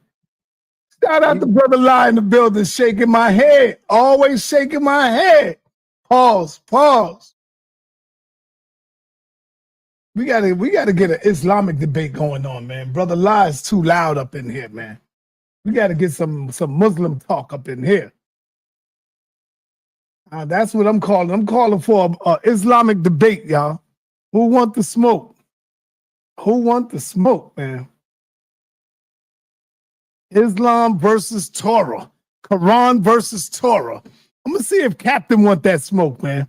I would actually take that with Brother La. I know him personally, but son, I think that debate should be in person. After all, we both in New York. Nah, but you and Brother La are cool, man. I can't have y'all two going. No, we ain't gonna be in the ring happy-go-lucky. We both gonna get it in. I know, but that's what I'm saying. That's your brother. I don't want you going in with that. Y'all two are brothers, man. No, absolutely. Yeah, I'd rather get Zion, Captain to take that on. If Brother La is willing to get in the ring. Oh, Apollo Bay said, I'll take that debate. But Apollo Bay, you are more. So you ain't representing Islam in the Quran the correct way, brother. I think Brother La will beat you up on that. Or any other Muslim will beat you up on that, brother. You are more. Do it really take that long to try to get a rebuttal response from ChatGPT, Ryan?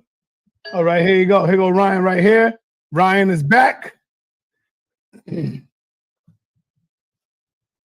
All right, he's still trying to see the circle. Damn, this internet is killing me. I had no idea when I cut off. I was still saying my argument, so I don't know. Right. You got 1 minute and 5 seconds. Can you or Zion just tell me? I don't worry about it when I left off because I don't want to be redundant on what I said. I'll try to address. I have no idea where I left off. That sucks. It's all good. It's all good. This is just a 3-minute rebuttal. I'll just revisit some of the points. My bad about the internet. Obviously, I wish I could control it, but okay. I got a minute, sir. You got 1 minute and 5 seconds. Okay, I'll get back to it then. Resume. All right. Again, I don't know if I said this or not, so I apologize if I did, but Zion has yet to give us a number of the Israelites that he claimed went on slave ships in the transatlantic slave trade. Zion, that's the most important part of this debate. Was it 1, 10, 20, 1 million, 100,000? Give us an estimate. You have to. You can't just say Israelites went on slave trips and not give us a number. That's the most important part of your thesis. I don't know if you're unaware of that or not, but it is.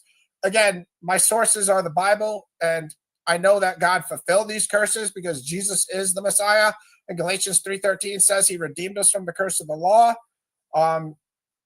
Assyrians had ships. It's very interesting to say 89 curses were brought, but the 90th curse waited for 1,500 years after the Messiah came. That's an insane theory. I thought he even acknowledged that all the curses were brought because he said dual fulfillment, but I guess he's abandoning the dual fulfillment argument.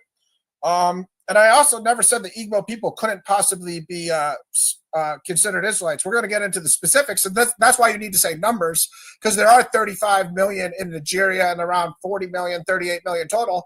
But you're not telling us how many. If you're going to say the Igbo could be Israelites, give us a number. Tell us a number. Tom, Okay, you got thanks. 15 minutes in your second. Is this the second round, right? This is the start of the second round. Yeah, for Yeah, me. you got 15 minutes in your second round. Family, hit that like button. I don't know why we only got 157 likes.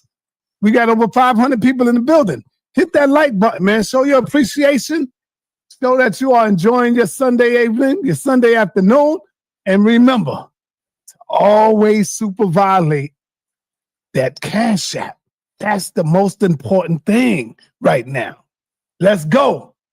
All right. Time will start when you're ready. Okay. All right. Again, I am showing you the fulfillment in the Bible. So here's the prophet Isaiah saying in Isaiah 10. Hold on. I'm not sharing my screen. So can you stop my time? All right. Your time will start over. Yes, Sorry. you ain't got the screen up. Yeah, I'm sorry. I didn't want to pull a full Captain Tazari. I can do my whole presentation without the slides moving, or showing it. Sorry, Captain. Not trying to give you a story, bro. Sorry about it. My bad. All right. I see you up. I see you up and running. Game of Thrones King's Road is now available for both PC and mobile with Google Play Games. Explore the Game of Thrones universe on a larger screen. Try to keep your name not in my mouth, Captain. I really apologize about that. Seriously, I'm not. It ain't about you. It's about the Transatlantic slave trade today. My bad on that, bro. For real, for real. All right. Anyways, let me start this clock over. Sorry. Pause. There we go. All right. Pause the clock. Stopwatch. Reset. All right. Here we go. Isaiah 10:24-27. God taking claim that he used the Assyrians to strike. Be not afraid of the Assyrians when they strike with the rod and lift up their staff against you, as the Egyptians did. Kind of sounds like Deuteronomy 28:68 from God's own mouth through the prophet Isaiah. And his staff will be over the sea, and he will lift it as he did in Egypt. As 2 Ezra 13:43-44 said, God had to do a miracle to get him out of Assyria, because when Shalmaneser carried them over the waters in boats, not on his back, God had to do a miracle like the Red Sea or the Jordan River and stop the Euphrates River from flowing, if you read 2 Ezra 13:43-44, to allow the Israelites to walk out of Assyria, Zion. So, yeah, they didn't go over the first time by walking. God had to do a miracle. God takes claim that the Assyrians were his wrath, his rod of anger. So they were fulfilling Deuteronomy 28:68 curses because God was claiming that he used the Assyrians, the rod of my anger. The staff in their hands is my fury. Isaiah 10:5-6. Down to the bottom. Shall the axe boast over him who hews it, or the saw magnify himself against him who wields it? God is saying the Assyrians are only exercising his wrath. Again, what the Deuteronomy 28 curses were God using other nations to punish the Israelites. Jeremiah 11:1-8 is going to disagree with Zion. He's going to tell us that God, on the bottom here in verse 8, brought all the curses. So therefore, I brought upon them all the words of this covenant, which I commanded them to do, but they did not do. Which covenant, Zion? Go up to Jeremiah 11:3. Thus says the Lord, the God of Israel, cursed be the man who does not hear the words of this covenant that I commanded your fathers when I brought them out of the land of the Egypt. When was that covenant given? Oh, it was given to Moses, and he gave it to the children of Israel and their children in the book of Deuteronomy. That's the audience of Deuteronomy 28:68, Zion. God saying that is the covenant. And at the bottom here, verse 8, Zion, Jeremiah thinks, therefore I brought upon them all the words of this covenant. So why are you saying Deuteronomy 28:68 wasn't fulfilled all of a sudden? Here's Daniel 9:9-14, that it be proven in the mouth of 2 or 3 witnesses what is true, right? And the curse and the oath that are written in the law of Moses, the servant of God, have been poured out upon us because we have sinned against him. As it is written in the law of Moses, all this calamity has come upon us. Looks like Daniel and Jeremiah think that God brought all the curses. All right. And here's why, as a Christian, it's important to realize all these curses were fulfilled because Christ is our Redeemer. Deuteronomy 21, 22, 23, as I said, cursed is any man who is hung on a tree. Acts 5, 30-32, Peter testifies to that fact that Christ was hung on a tree. The God of our fathers raised Jesus, who you killed by hanging him on a tree. Romans 5, 7-11. But God shows his love for us, and that while we're still sinners, Christ died for us. Being justified by his blood, how much more will we be saved from the wrath of God? What is the wrath of God, Zion? It's the curses. Okay? We've received reconciliation through Christ. Galatians 3:13-14, again, through the mouth of 2 or 3 witnesses. Peter just said Jesus was hung on a tree. Here's Paul saying it in Galatians also. Christ redeemed us from the curse of the law by becoming a curse. Cursed is everyone who is hanging on a tree. Colossians 2:14, by canceling the record of debt that stood against us with its legal demands, this he set aside, nailing it to the cross. Galatians 4:4-5, but when the fullness of time had come, God sent forth his son, born of a woman, born under the law, to redeem those who were under the law, that they might receive adoption as sons. So I hope that Zion at some point accepts the Messiah truly and knows that the Messiah fulfilled all these things and allowed us reconciliation to God by his blood on the cross, because he took the curse of Deuteronomy by becoming a curse for us. Again, let's pay attention to the verse that we are debating, Zion. I'm very well aware we're debating it. Deuteronomy 28:68. And the Lord will bring you back in ships to Egypt, a journey that I promise you should never make again. And there you shall offer yourselves to sail for your enemies. I want Zion to show us what West African nations or what European nations are the enemies of the Israelites. Not everybody in the slave trade, but the Israelites. I think he's going to have a problem, because I'm going to quote him right here from a show on his channel when he was talking about the Igbo with Shimon Sabrina Samadi, and I apologize if I mispronounced that. But as you can see, here's the transcript from his show on his YouTube channel from 19. Welcome to the big news report. Our top story: money is very good. I have some money, but would like to have more money. If you want to save money, go to JCPenney this weekend for a really big deal, and then bring some of the money to me. Download the Kayak app to search and compare prices on flights, cars, and hotels from hundreds of travel sites. Then do what people do. 1907 to 1926, Zion states, I don't believe that the people that came to take us were specifically looking for Israelites. They were looking for slave labor. So Zion, you yourself don't even believe that these nations in the transatlantic slave trade were looking for Israelites. So you're telling us that God, who is somehow doing curses, is doing the most careless, ineffective methodology possible to curse the Israelites by not even making the nations that he's using as the rod of his anger aware who the Israelites are. So these people are just accidentally going to get Israelites in the slave trade, according to your thesis. This is your own quote, and I agree with you. These nations weren't looking for Israelites. You want to know why? Because it's very hard to identify who were Israelites in the 15th century. It's very hard, and these nations weren't looking for Israelites, so we agree on that. These are the actual enemies who did specifically target Israelites, according to the Holy Bible. All the prophets testify. God used the Assyrians. God used the Babylonians. Again, that fulfills, I'm mentioning Babylon, because they fulfilled all the other curses of Deuteronomy 28. So it's tied in with the other curses that Assyrians fulfilled.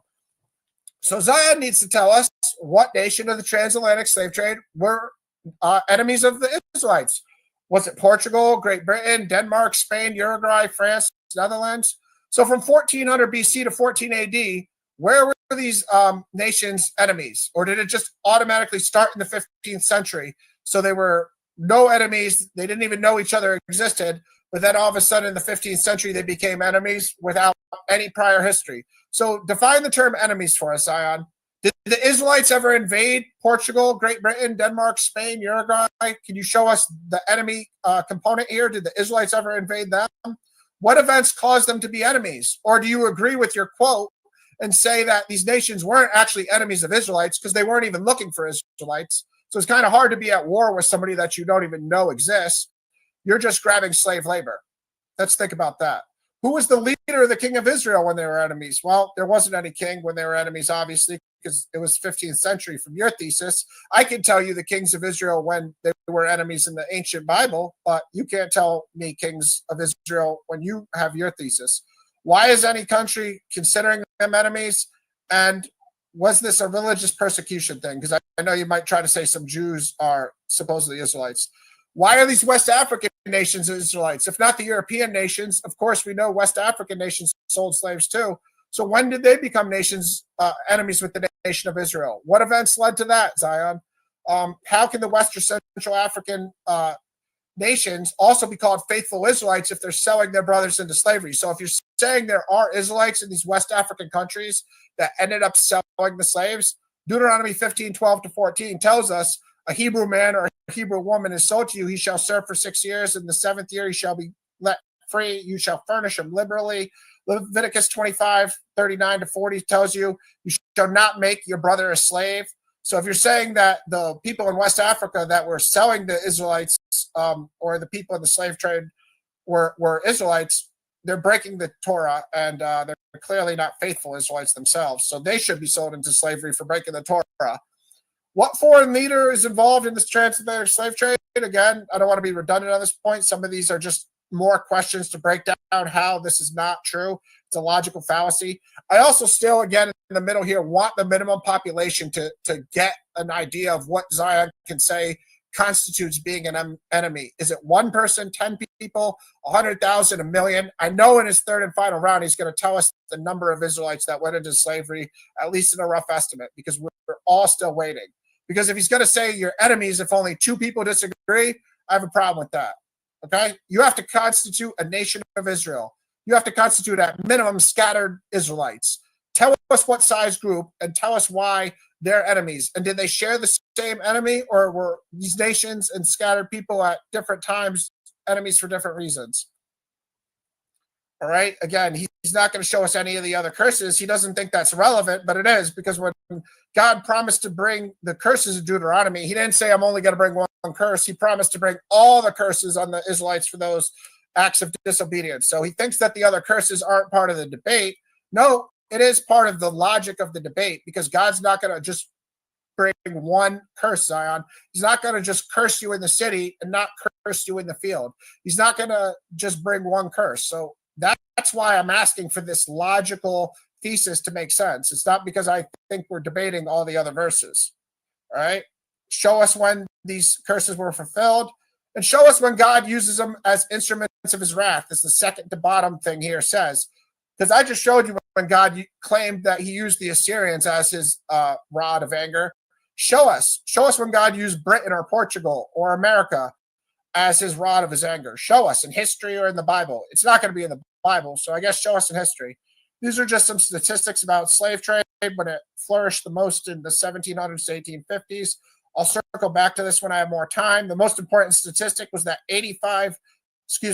6 million people were from Angola, and Zion has yet to show us that there are any slaves in Angola. This is a brief summary of the destinations. Brazil, 45%. Game of Thrones King's Road is now available on both PC and mobile with Google Play Games. Explore the Game of Thrones universe on British Caribbean, 22%.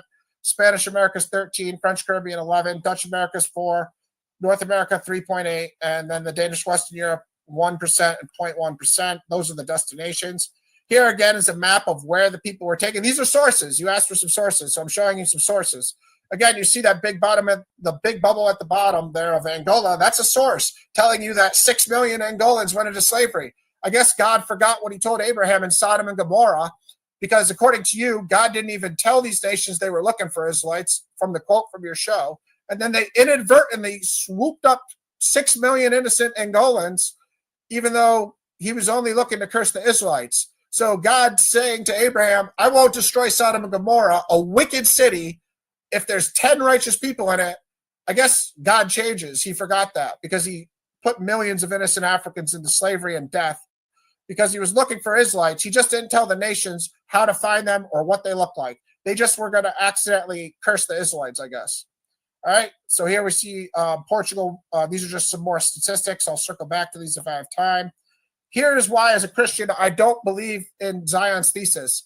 The gospel is literally translated the good news. Eugalion, Romans 1:16, for I am not ashamed of the gospel, for it is the power of God to everyone who believes, to the Jew first and also to the Greek.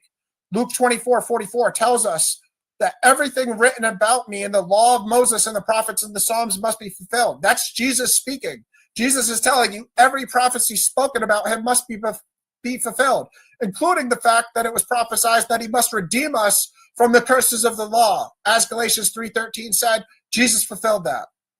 1 Peter 1:3-5, God, the Father of our Lord Jesus Christ, and his great mercy, born again to a living hope through the resurrection of Jesus Christ from the dead, to an inheritance that is imperishable, undefiled, unfading, kept in heaven for you, who by God's power are being guarded through faith for a salvation ready to be revealed in the last time. So according to 1 Peter 1:5, God is guarding the Israelite people, and that he's keeping their salvation as in heaven. So God is guarding people, yet he's cursing them into slavery simultaneously 1,500 years after he sent his Messiah. Okay, Matthew 26:28, for this is the blood of my covenant, which is poured out for many for the forgiveness of sins. If you believe in Jesus Christ, you have forgiveness of your sins. You're not redeeming, you're still not getting cursed. I ordered 200 hand-forged knives to my dorm room and built a Wix website to sell them. I'm 2 minutes. Thank you, Sa. Romans 3:23-26, grace as a gift, redemption that is in Christ Jesus. Again, I'm not reading all these verses for the sake of time. People are on the screen for you guys to read them. You can screenshot them later too. Propitiation by his blood, divine forbearance. He had passed over former sins. It was to show his righteousness at the present time. Whose righteousness? God's righteousness. God the Father's righteousness. Romans 4:25, who was delivered up for our trespasses and for our justification. You're asking me to show sources, Zion? These are actual Jews. This is the apostle Paul from the tribe of Benjamin, who learned under the high priest Gamaliel. He's testifying to what I'm talking to you about today. These aren't my private interpretations. This is scripture interpretation. Prove it's wrong if I'm reading these verses wrong. Romans 8:3-4, for God has done what the law, weakened by the flesh, could not do by sending his own son, fulfilling the righteous requirement of the law and allowing us to walk in the Spirit. Again, paraphrasing there, Ephesians 5:2, and walk in love as Christ loved us and gave himself up for us, a fragrant offering and sacrifice to God. So Jesus Christ's death on the cross is a fragrant offering and a sacrifice to God. So God just takes this fragrant offering of his own son's blood, which he had prophesied throughout the entire Bible, and he says, oh, that offering's not good enough. I still got to curse a bunch of people and put them in slavery 1,500 years after this event, after I sent my own son to die on a cross from crucifixion, which is called crucifixion because it's excruciating. A fragrant offering and sacrifice to God, Ephesians 5:2. That's what Christ did. He gave himself up for you and me, Zion. Bear that in mind. Daniel 9:24, speaking about what would happen in the Messianic time, to finish the transgression, to put an end to sin, to atone for iniquity, to bring in everlasting righteousness. Isaiah 11:6-10, the wolf shall dwell with the lamb, the leopard lie down with the young goat, the calf and the lion, the fattened calf together. The little child shall lead them. These are messianic prophecies. This is what God is. Thank you, Scott. All right, man. The completion of the second round. We are now going over to my brother Zion for his 3-minute rebuttal. Brother Zion, the time will start when you're ready, brother.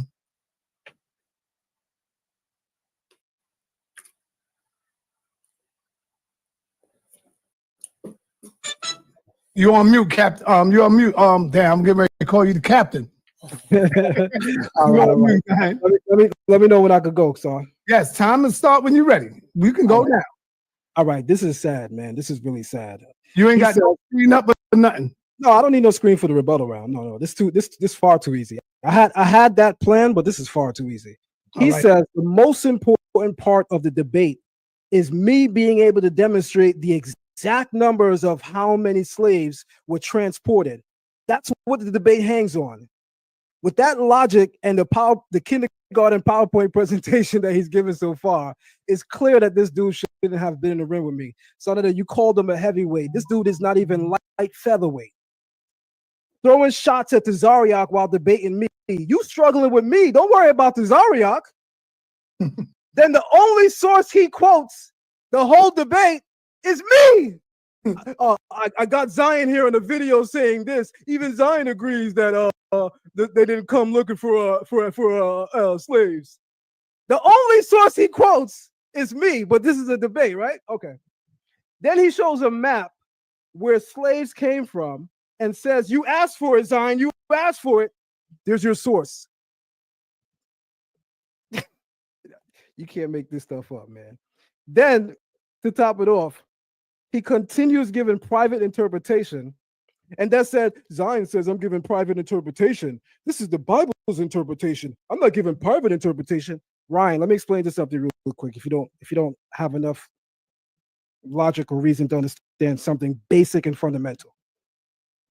Private interpretation is you giving your opinion outside of any academic consensus, outside of anyone having anything to say in agreement with what you're saying. That's your own private interpretation. You looking into the Bible and giving your opinion, that's your own private interpretation. If you don't understand that, don't debate, period. Not just me. Don't debate, period. You're doing horribly great, if that's possible. Time. God damn, this easy. You still have a minute and 14 seconds. Oh, start my whole time over. Let's go into the next round. This is ridiculous. Okay, time. 15 minutes will start when you're ready, brother. Hold on, son. I got one thing to say. Yes, go ahead. Before. I started to say in the chat, I can't believe that I missed a day party in Brooklyn to do this. But you know what? The people still gained. So that's why we're here. The people still gained. Let's go. All right. No one does food like Puerto Rico, whether it's a chef tasting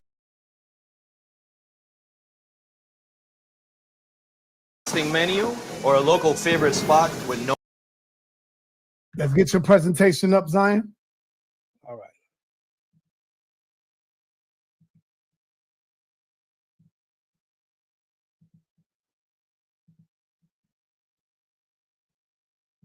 All right, I see it. Your presentation is up. Your PowerPoint is up.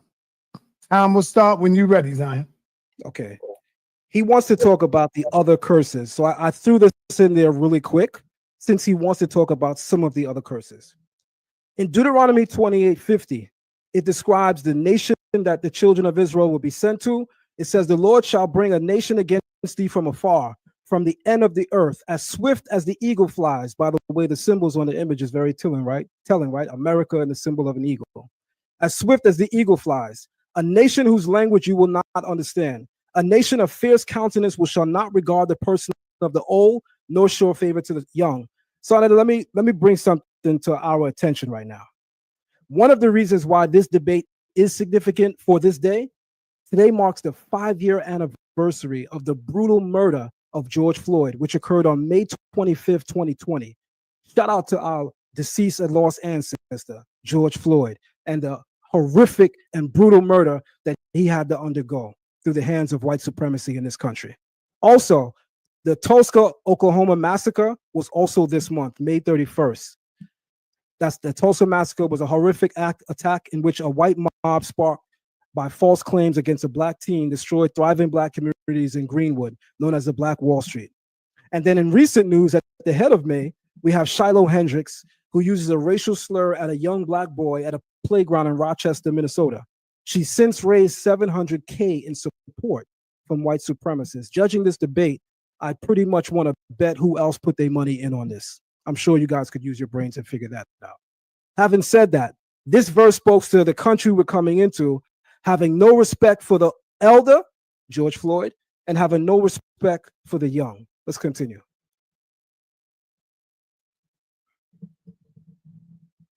The question of which historical event more credibly fulfills the prophecy of Deuteronomy 28:68, authoritative sources are not arguing, by the way, for the Assyrian fulfillment. There's no consensus view that Deuteronomy 28 is the Assyrian fulfillment.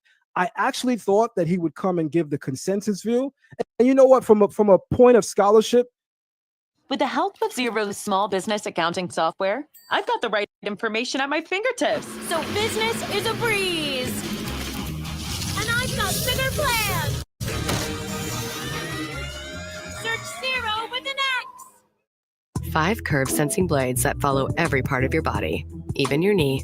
Schick HydroSilk. it's okay to defer away from the consensus view if a person has enough credible information to introduce a new theory. But this new theory he introduced of a relief from Assyria, showing them transporting logs and wood, as a fulfillment of Deuteronomy 28:68, I think is utterly ridiculous. But I came prepared to debunk the authoritative consensus. So the Roman enslavement of the Jews following the destruction of the Second Temple, or the transatlantic slave trade, which one of these is more credible, is one of immense theological and historical significance. The verse again reads, "The Lord will bring you back into Egypt by way of ship, by the way of I said to you, you shall no more see it again, and there you shall offer yourselves unto your enemies for bondmen and bondwomen, and no man shall buy you."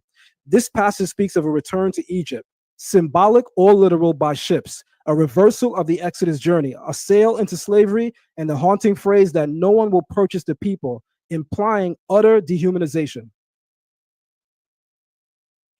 In the Jewish War by Josephus, Book 6, first consider the Roman fulfillment. After the destruction of the Second Temple in 70 Common Era, and again following the Bar Kokhba revolt in 135 Common Era, historical accounts, particularly those of Flavius Josephus, tells us that tens of thousands of Jews were taken into captive. Everyone, please pay attention to this particular slide. It's paramount, it's important, it's key. The consensus among scholarship that disagrees with the transatlantic slave trade as a fulfillment, they posit that this was fulfilled in Rome. And they cite Josephus. They say that Josephus demonstrated that we were sent to Rome by way of ship. I'm not sure if people actually go into Josephus' works, of which I have all of his works. Josephus never mentioned ships. We're going to go into that right now. Some were sent to Rome, others to Egypt, and many were sold into slavery. Josephus specifies the numbers and destinations, but he does not explicitly mention the use of ships. While it is likely, given the geography of Rome, naval capabilities, that captives were transported by sea, that is an inference, not an explicit historical record. Nowhere does Josephus say they were transported by way of ship. He just said that the Romans took them and brought them into Roman provinces. On the other hand, the transatlantic slave trade is uniquely characterized by its reliance on ships. Every aspect of this brutal enterprise depending on maritime transport. Slave ships were meticulously logged, insured, named, and documented. This is an overwhelming volume of direct evidence from European records, port manifests, shipping logs, and first-hand accounts that details the capture and forced movement of millions of Africans by sea.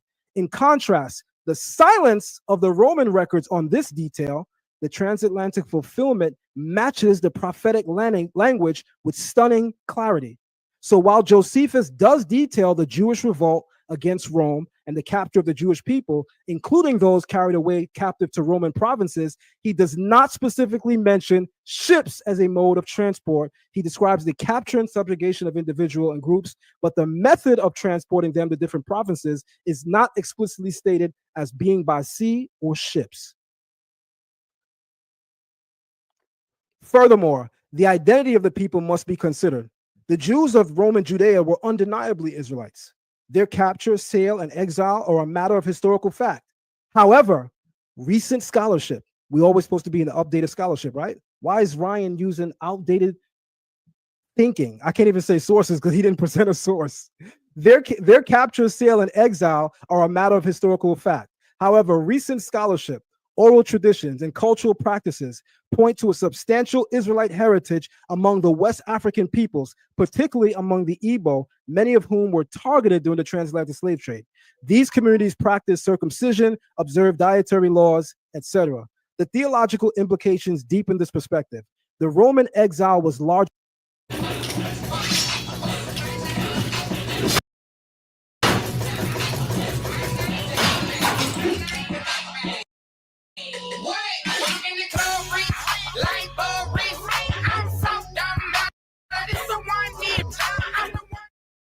At US Bank, we think the best relationship should feel easy. From dating to getting more serious. And you know what else should feel easy? Setting up direct deposit to your new account, obviously. Long-term happiness for all. That's the power of us. Regional, primarily affecting Judea and surrounding lands. In contrast, the transatlantic slave trade scattered Israelites across the four corners of the earth: North America, South America, the Caribbean, and beyond. We wound up in the UK, Canada. From there, migrated to other regions, Germany, other parts of Europe, fulfilling broader prophecies in the Torah about exile and diaspora. Furthermore, the trauma of being renamed, losing culture, and Torah knowledge fits the pattern of curses described in Deuteronomy more completely than the Roman example, and I guess I can now add even the Assyrian example. If Ryan's supposed theory of showing a relief of Assyrians transporting wood and logs, we're supposed to believe that's a fulfillment of the transatlantic slave trade. If that's true, it still didn't do what Deuteronomy 28 says with regard to the curses. It did not strip us of our identity. Our people still knew who they were. It did not strip us of our religion or our culture. We were still practicing it. It did not strip us of our language. We were still speaking Hebrew. That means, Ryan, in order for your theory to be correct, then the fulfillment you're speaking of must strip us of all of those elements necessary to completely remove us from our language, our culture, our identity, our God, none of which is seen in the Assyrian fulfillment. This is a joke. This is y'all king? This the guy y'all telling me beat people up in HOK, and this is who y'all brought me? This is y'all king?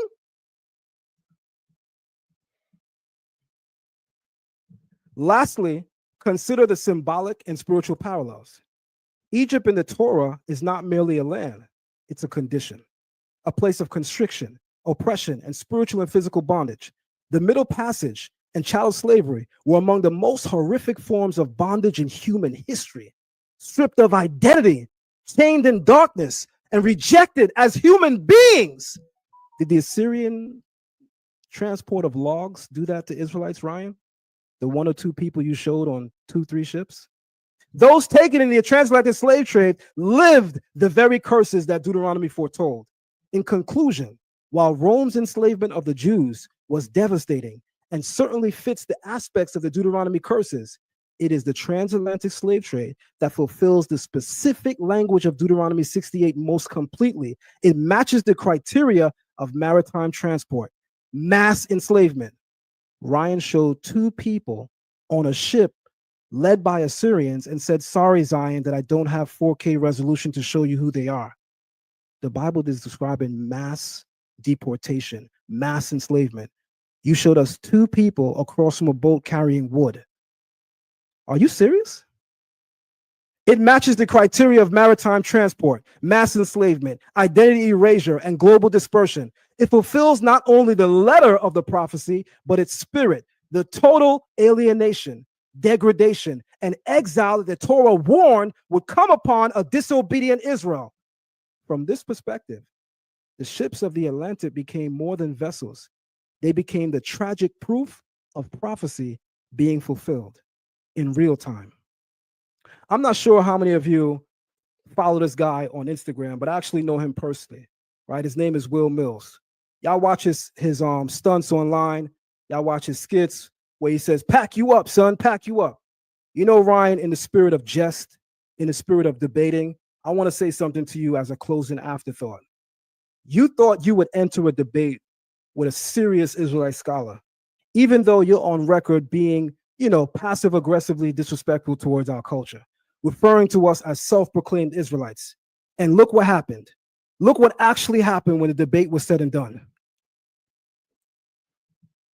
Looks like them Israelites done packed you all the way up, son. Pack you up and get the out of here. Time.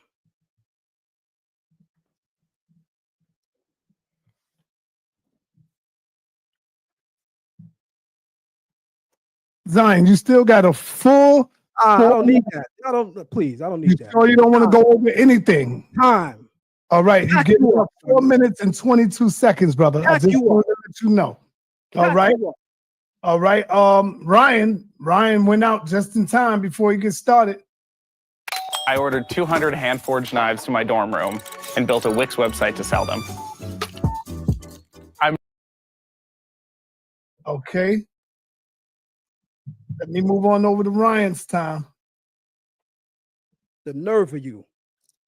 Pack you up, son. The nerve of you. Yeah, Ryan froze. Ryan will be back in a minute, y'all. He'll be back. This is where the Israelites say the Most High done stopped him.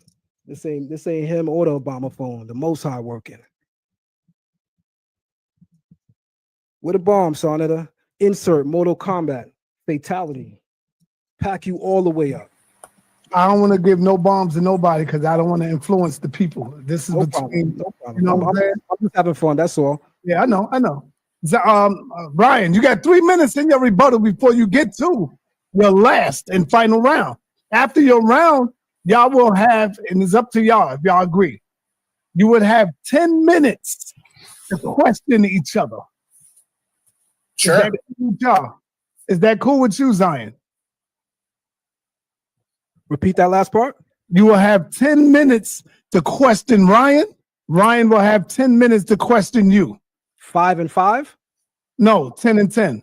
Nah, I'm not doing all that. All right, that's too long. Already it's been a huge waste of time. Right, so I'll explain.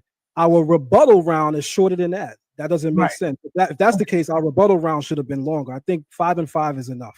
Okay, that's 5 and 5 is cool. That's why I'm asking y'all. Sure. You're going to find out that 5 minutes is going to go by like that. Trust me when I tell you. Well, because I went first, Ryan goes first. Yes. All right, Ryan, this is your 3 minutes rebuttal. Time will start when you're ready. Do you want to show your slides? Oh, yeah, I thought I was sharing already. All right. No, not yet. Now you are sharing. You have it? Yep. Time will start when you start talking. All right. Well, I guess Zion, I was going to say he still hasn't given us a number yet in 54 minutes, but he yielded 4 minutes of his time. So I guess in 50 minutes, he still hasn't given us a number of how many Israelites were supposedly in the transatlantic slave trade. He acts like I asked for a factual exact number. No, I didn't. I said, just give us an estimate. It can be an estimate, Zion. You know what an estimate is. You haven't given us a number in 50 minutes of this debate. It's one of the most important concepts of the debate. How many Israelites went into slavery? There were 12.5 million people in the transatlantic slave trade. So was it 1 Israelite or was it 1 million or 12 million? Because I show you 6 million people in Angola. I thought that was going to be part of the argument. In the beginning presentation, you showed there were Israelites in certain areas. I thought you were going to get into numbers because they kind of matter. Okay. Zion keeps mentioning that all I've done is shown boats of Assyrians putting people into slavery and then moving logs. Yeah, let me use some pragmatic logic for you, Zion. If they can move trees, if I have pictures of them moving trees, they can put human beings on those boats too, Zion. They can put gold, they can put cattle, they can put cattle's a little rough. They'll probably have to drag that, but they have 2-tier boats. Go Google Assyrian warships, everybody. See if they had big boats. It's just like any other wartime boat. They're huge. Again, Zion can't put 2 and 2 together. I guess that if you can transfer trees, you can transfer slaves, even though I'm showing you a relief of them transferring slaves, and the Assyrians were known for their brutality of having slaves. So I don't know why he doesn't think Deuteronomy 28:68 was fulfilled when God literally told you he used the Assyrians as the rod of his anger. Again, the most important thing here is a Christian. John 1:16-17. For from his fullness we have all received grace upon grace. For the law was given through Moses, grace and truth came through Jesus Christ. The law and the prophets were until John. The good news of the kingdom of God is preached. Okay? The key to delicious pasta sauce is to slow down. Game of Thrones King's Road is now available for both PC and mobile with Google Play. 2 Peter 3:7, heavens and earth now exist are stored up for fire. We know that Christ came on the bottom here to cast a fire on earth, that it would already be kindled. I have a baptism to be baptized with, and how great is my distress until it is accomplished. Zion started appealing to George Floyd on the debate about who the biblical Israelites are in Deuteronomy 28:68. I don't know, Zion. I think you're just getting off your square a little bit. I apologize if I said anything personal to offend you, to put you in that position, but you're better than that. Eagle flying is mentioned about Assyria and Babylon, both, and all sorts of nations. To try to tie the eagle into America is again, low level scholarship. You're better than that. I don't know what the Josephus thing was. I'm trying to rebuttal what you said. The Bible is a source. If you're an Israelite, it gives the most in-depth Israelite history on earth. There's no other book that will tell you the history of the kings of Israel, the people of Israel, and the prophets of Israel better than the Bible. So for you to keep saying the Bible's not a source, well, then where do you learn about Israelites? Do you go to Josephus? Do you go to these famous Jewish teachers in the Middle Ages? All right. You got 15 minutes in your last and final round. Okay, let me reset my time here and just get a quick drink of water. All right. You start yelling and stuff. You lose your voice in these things. Time will start when you start talking. All right, bear with me. All right, go. All right, so this is a group of people that I thought we were going to get in depth about. This is the Igbo people, and watching Zion's channel, he'll tell you these are the people that he views as the most likely Israelites. And again, we need numbers. The population in Nigeria is around 30. All right, let me stop this time. 35 million, 38. Oh, man. I'll stop the time resume. Are you ready? Yeah. You have 14 minutes and 44 seconds. You just lost a few. All right, sorry about that. All right. Again, this is the Igbo. Their religious tradition is known by a few different names: Odani, Odanala, Omanala, Odanari, Omanana. I apologize, I'm butchering all those pronunciation-wise. They do have one creator deity called Chiuku, who would be great if they just left it there, because maybe Chiuku is referring to Yahweh. But we know from there they also have tons of minor deities, and these minor deities are like the Greek gods. They have specific roles. What do I mean by that? Well, I'm going to get into that. They're called Alusi and Aruzi, and again, I'm butchering pronunciations here. But you see, they also believe in the Igbo culture in Nigeria about voodoo, Obia, Santeria, which voodoo and Santeria I know are borderline witchcraft, according to my beliefs. I'm sure people could sugarcoat it and try to clean it up. It's not something a Jew or a Christian should be practicing. So if there are Israelites amongst the Igbo, why is voodoo, Santeria, and all these other traditional African beliefs within their culture? Probably because not all the Igbo are Israelites. Maybe they're ethnic Israelites, or maybe they're not. Maybe they're practicing Jews, maybe they're not. Maybe they're Christians. Some of them are Christians nowadays. There's also ancestor veneration. They wear masks. They believe the masks are visible and invisible. You'll see amongst the Igbo a ton of traditional African spirituality. Okay? Aluzi, like I said, are the minor deities. They're worshipped in the Odanani, which is also synonymous with Omanana. And that's Zion can tell us Omanana is different, but he hasn't had enough time to do so in this debate. They also possibly believe in reincarnation, and they believe that people could be reincarnated within their own families. Their Igbo calendar only has 4 days in a week. So how are they, the Israelites, keeping the weekly Sabbath when their own calendar doesn't even have 7 days in a week? It only has 4 days in a week. Minor deities, like I just said, they're not just leaving at Chiuku, the creator god. They have minor deities like Allah, earth goddess of fertility, Amadioa, thunder and lightning god, sun god, Anowaya, trickster god, and Wensu. Ikenga are horn god, and they're personal gods. So they're literally breaking God's commandment about making idols and having a piece of wood or stone be your god. Agu Nisi is a god of divination. Deuteronomy 6:14-15, a source, Zion. You shall not go after other gods, the gods of the peoples who are around you, for the Lord your God is a jealous God. Okay, so the Igbo people are an amalgamation of different religions, African spirituality. And yeah, there may be some Israelites amongst them, or people practicing the Israelite faith, or even ethnic ancestors of Israelites. Zion hasn't given us a number for me to even try to sort through this information with him. These are just details about all those minor deities. So Allah, just to show how pagan these things are, or just not Christian or not Jewish. She's the goddess of earth, mortality, fertility. On this day, when all of America honors its fallen, We, the people of Israel, salute the American soldiers who... Goddess of the underworld, her powers over the earth and the status of ground itself. She's involved in judging human actions. I thought only Yahweh judges our actions. All ground is considered holy land as it is Allah herself. So it's not the Father, it's Allah. Earth, also one of her main symbols is the python. So God in the book of Genesis cursed the snake, the serpent, to crawl on its belly for eternity. Cursed him because he tricked mankind into sinning against God. But yet some of the Igbo people who worship Allah, I'm totally mispronouncing, I apologize, they give pythons human burials. So they revere the snake. I'm going to continue on. Amadio, I could spend 15 minutes on each one of these guys, so bear with me. God of thunder and lightning, his color, he has a sword. It's like Greek mythology. It's African spirituality. It's not the traditional Torah. His color is red. He has a symbol in a white ram. God of justice, he speaks through thunder and speaks through lightning.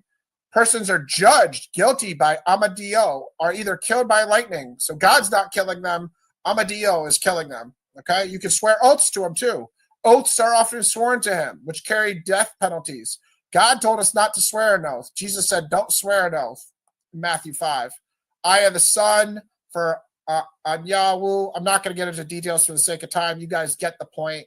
These are traditional African spirituality gods within the Igbo culture. Again, Zion had to give us numbers within the Igbo culture of who he thinks are Israelites, because not all of them practice Torah. Some of them may, and some of them clearly don't. So Akenzu is a trickster god, a god of confusion. Ikenga, again, is a horned found god in Nigeria.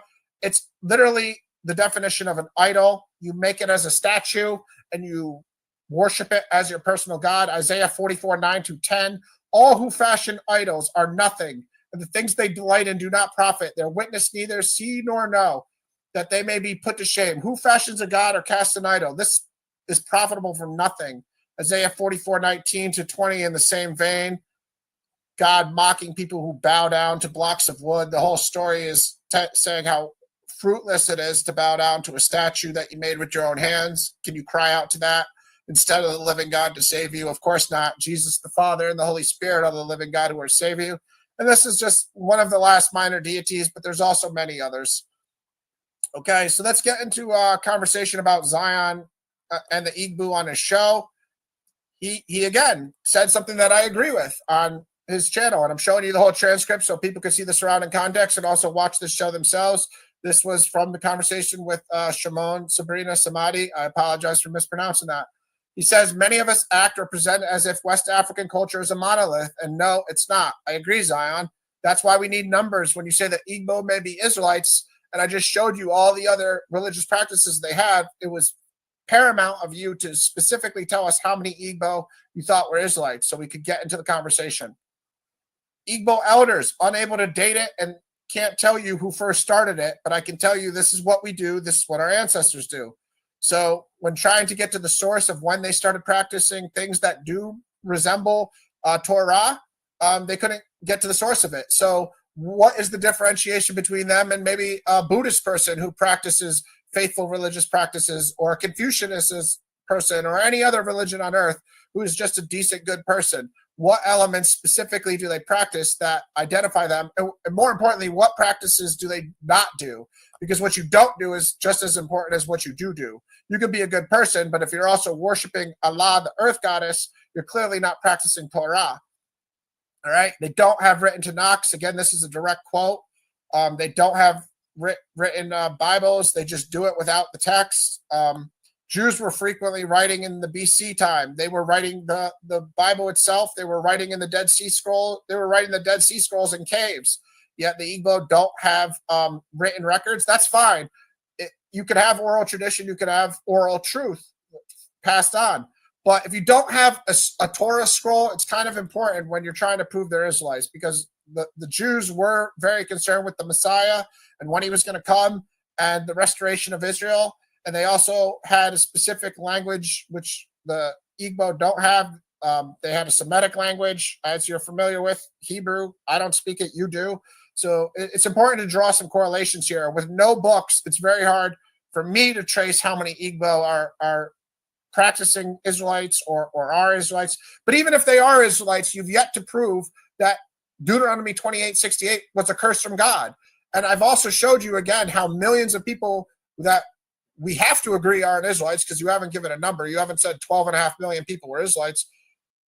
We're Phoenix Energy, a family-owned oil company focused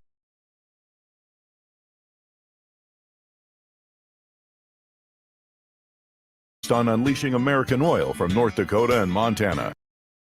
They went into slavery too. And God said in Genesis to Abraham, he wouldn't destroy Sodom and Gomorrah, a wicked city with just 10 righteous people, let alone put millions of innocent people in slavery. And again, this is just to show the conversation Zion had on a separate YouTube video with Dr. Francis Theroux. I apologize about the pronunciation. Zion said, I have to go in the book to find out the Torah, what you already live every day. If I'm getting you right, the culture in Igbo land is a daily practice, something that is done even without a book. And then Dr. Francis Theroux said, absolutely. And then I will totally butcher this name, but a third gentleman said, without even a book. So they're acknowledging that the Igbo people who are identifying as Israelites today are acknowledging they don't have any written records. Okay? So I won't even get into this one. I just want to start asking some questions about the Igbo now. Do the Igbo who have a Messiah who will sit on the throne of David, as the Jewish people had, do they do animal sacrifices? And which animals? Do they celebrate Passover, the Day of Atonement, any other feast? Do they keep the weekly Sabbath? They only have a 4-day week. Do they keep a Sabbath somehow? Do they have a Levitical priesthood? What I saw was a different priesthood. Do they have a temple? Do they have any Passover tradition? Do they have an oral origin story of being slaves in Egypt? Okay. Again, I already spoke about the Jews writing, and it's fine if the Igbo don't write things, but it does kind of make it hard to trace them as Israelites. Is there a Moses figure? In an oral tradition, you would think the Moses figure who led them out of Egypt would be prominent. Do they have a Moses figure? What about the prophet of Deuteronomy 18:18, which as Christians we believe Jesus fulfilled? Do they mention any biblical prophet, Isaiah, Jeremiah, etc.? How do we know if the Igbo went through what Abraham, Isaac, and Jacob's offspring went through or not? Why do they have minor deities if the Shema is in their culture? Deuteronomy 6:4, hear, O Israel, the Lord our God, the Lord is one, or variations of that, the Lord alone is God.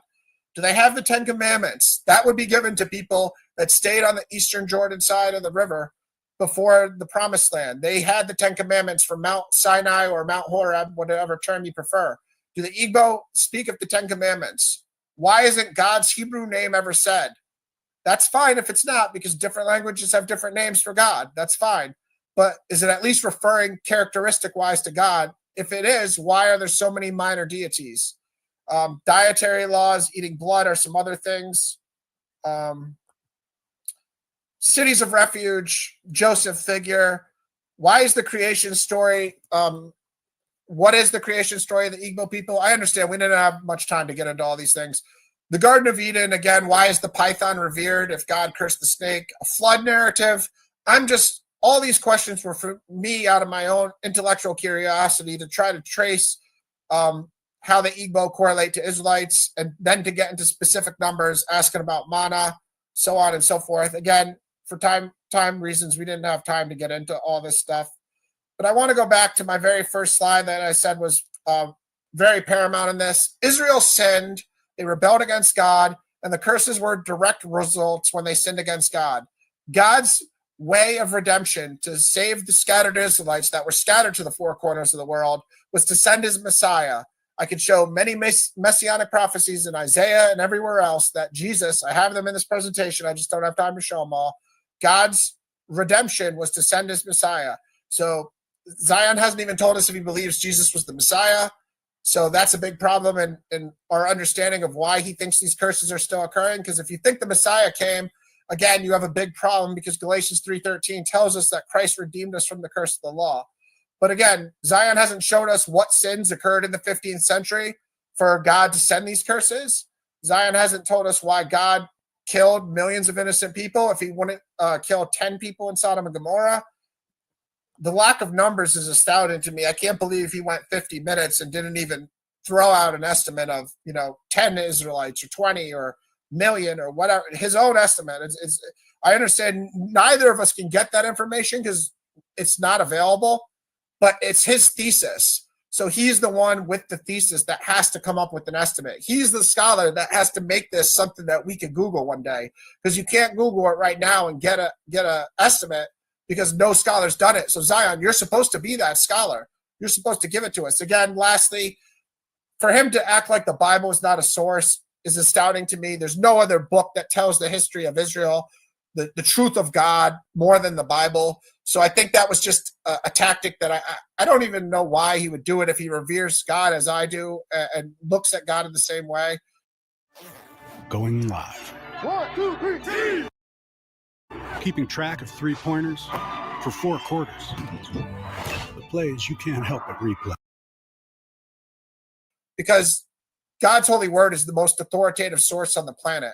And for me, Zion, I don't need to go past Jesus Christ to talk about if these curses were fulfilled or not. 1 minute. 1 minute. Thank you, Sa. So I really didn't need to get into other sources, but I did show you reliefs of the ancient Assyrians having the capacity to fulfill Deuteronomy 28:68. I have given information about the transatlantic slave trade. I have showed you where the Kabar River was, which the book of 2 Kings tells you is where the Israelites were taken by King Shalmaneser and also his father Tiglath-Pileser. You see the river goes on. This is the Kabar River.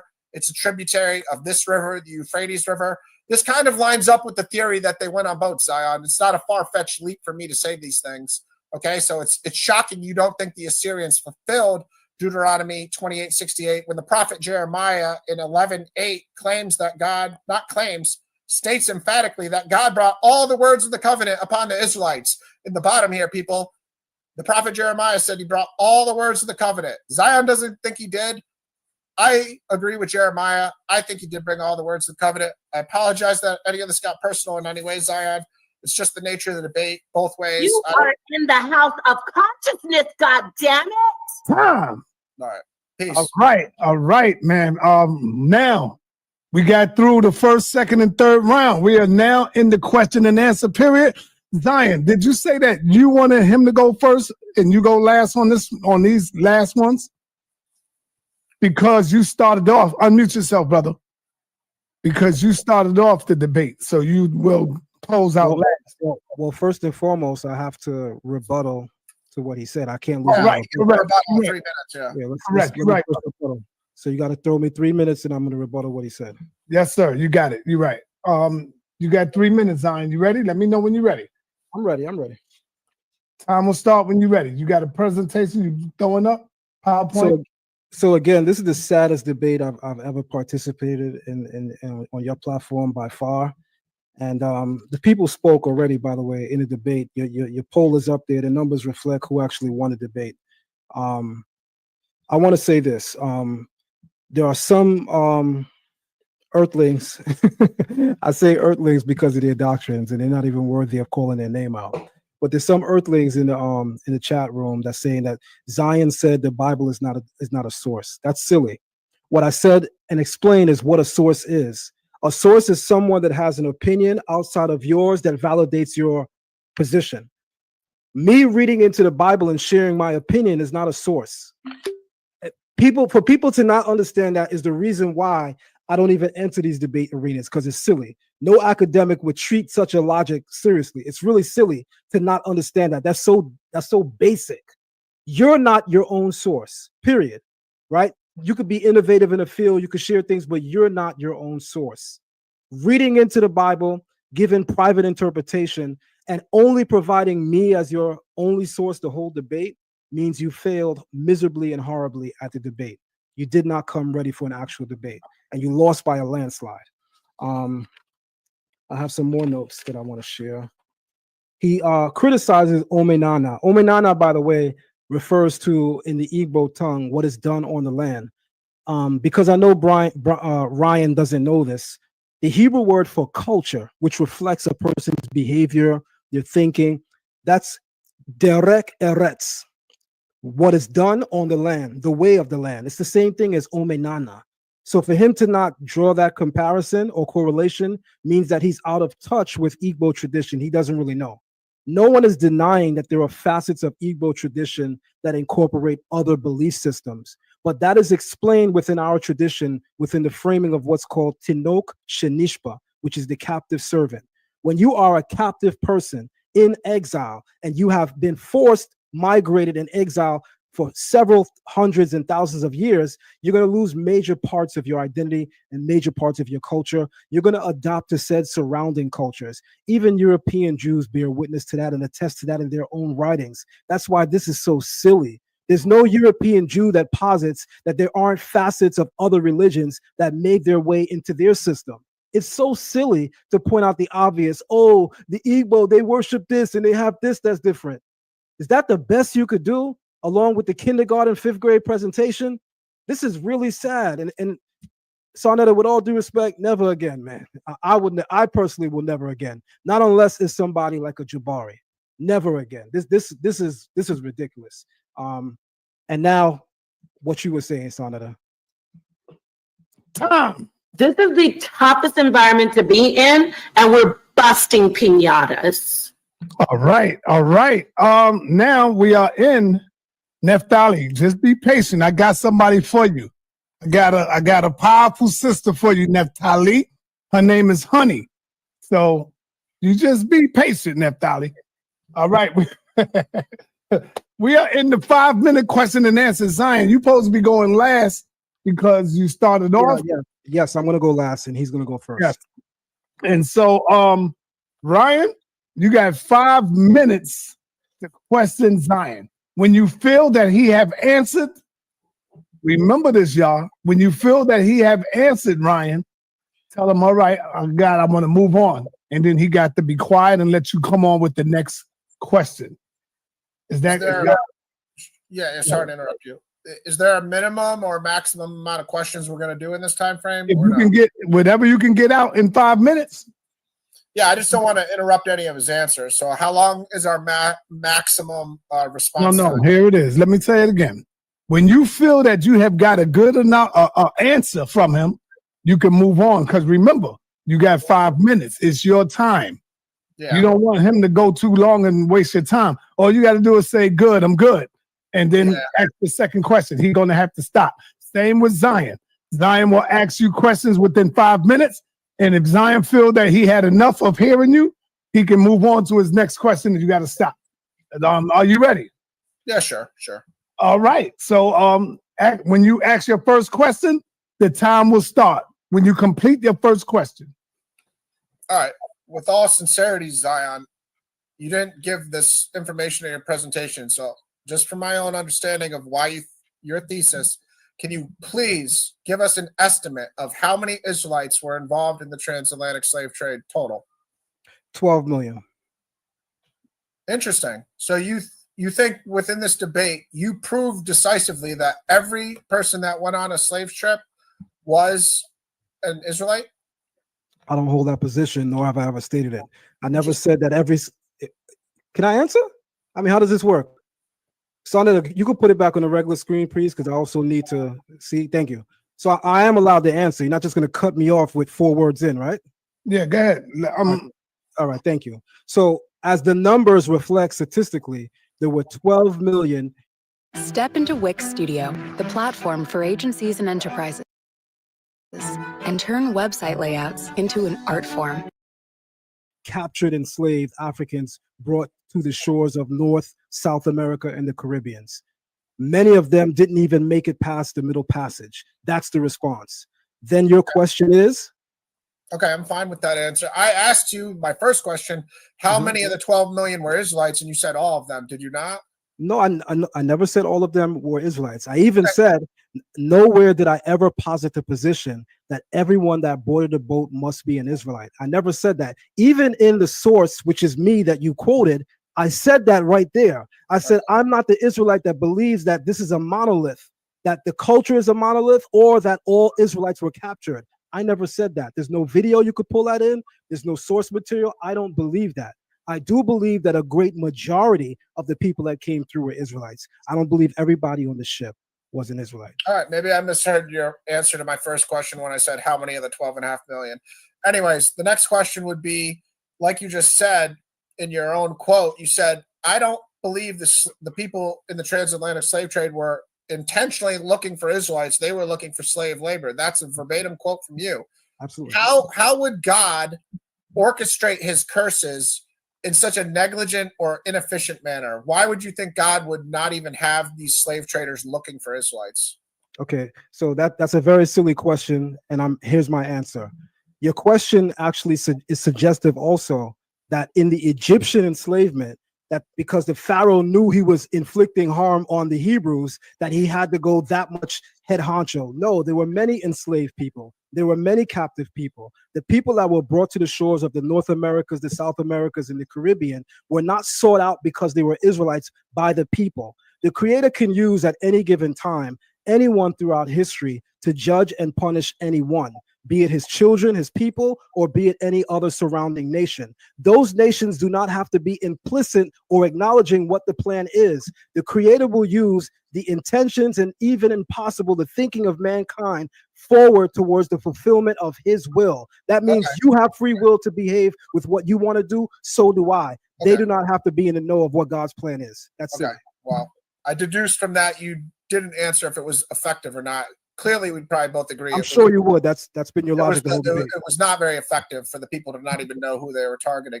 Do you think Jesus redeemed us from the curse of the law, as Galatians 3:13 states? I have no commentary on that. The name of the debate is Deuteronomy 28:68 a fulfillment of the transatlantic slave trade? Let me ask you another question then, if you don't want to take a stance on Jesus. Did God, in all the messianic prophecies, promise to curse his people once he sent his Messiah? State that again. In all the messianic prophecies that you've ever read in the Hebrew Bible, did God promise to curse his people when he sent his Messiah? Next question. That's a silly question. Well, you can't listen, the questions that I'm going to ask you are relative towards the topic. Very relevant. Because I don't deem it's relative, and I don't have to answer your question. Subjective. I'm going to explain to you You why. also, hold on. You also have the right to not answer my question if you don't believe it's relative. I don't believe it's relative. I'm not answering it. Yeah, I don't want to interrupt you. It's just the 5-minute thing goes so fast. I'm trying to just get my points out. So for me, why it's relevant is because I believe Jesus was my Messiah, and I believe the Bible teaches in Galatians 3:13 and several dozen other verses, Christ redeemed us from the curse of the law. So when you didn't want to take a stance on Jesus, that was fine. I was asking you in a general sense, when God sends his Messiah, was Israel still going to be cursed? For you to say that's not relevant, it's very relevant. I just asked you about Jesus. I moved on, and I asked you about if your question was on topic of the debate, then I would address it. I'm not going to waste the round me responding to you by addressing things. You're talking about Christ in the New Testament, right? I'm talking about a curse in the Old Testament. Okay. Yes, we can drag it out and have that greater discussion, but I do have my right to say I reserve the right to not if answer. God would curse people after the Messiah comes, isn't relevant to a debate on a curse from Deuteronomy 28:68 occurring in the 15th century. Frame that question again. Say it again. No, I'm just stating a statement. It's not a question at this point. My other question. Wait, hold on. You're framing a statement. It wasn't a question. Yeah, I was just stating something because we're disagreeing. All right, let me ask you another question. I'll only ask you 1 or 2 more questions. It's fine. I know the 5 minutes has run out pretty much. Listen, can you show us what historical event made God curse the Israelites that are scattered everywhere? Can you just point to one group of Israelites? Clearly, they're not all one unified group if they're scattered all over Africa and Asia and Europe. Can you show us one event that the Israelites did that provoked God to do the Deuteronomy 28:68 curse? Absolutely. So as the Bible surmises, there were several events, not any one key historical event that led to the curses of Deuteronomy 28 and 68. Israel forsook the law of God, and as a result, God said these curses would come upon you and they would unfold upon you. By the way, just to do a little logic really quick, the Hebrew word for blessing denotes that a person is proximal to the Creator. The Hebrew word for curse denotes that a person is distal to the Creator. People keep saying God blessed him and God cursed him. No, those things are imparted by us. A blessing that you receive is due to your proximity to God, you working consciously towards God's merit. The curse that you receive is you operating counterintuitive to it. You doing it. So God doesn't curse people. God doesn't bless people. It's our actions that dictate whether or not we're blessed or whether or not we're cursed. Time. All right, Zion, you got 5 minutes to ask your question. If you feel that you have had enough, you can let them know you want to move on. Absolutely. All right, Ryan, on you now. The time will start when you complete your question. All right, Ryan, throughout the debate, I named over 12 sources that were outside of my opinion to validate my points. Can you give me at least 5 sources in history that validate that the Assyrian captivity is the fulfillment of Deuteronomy 28:68?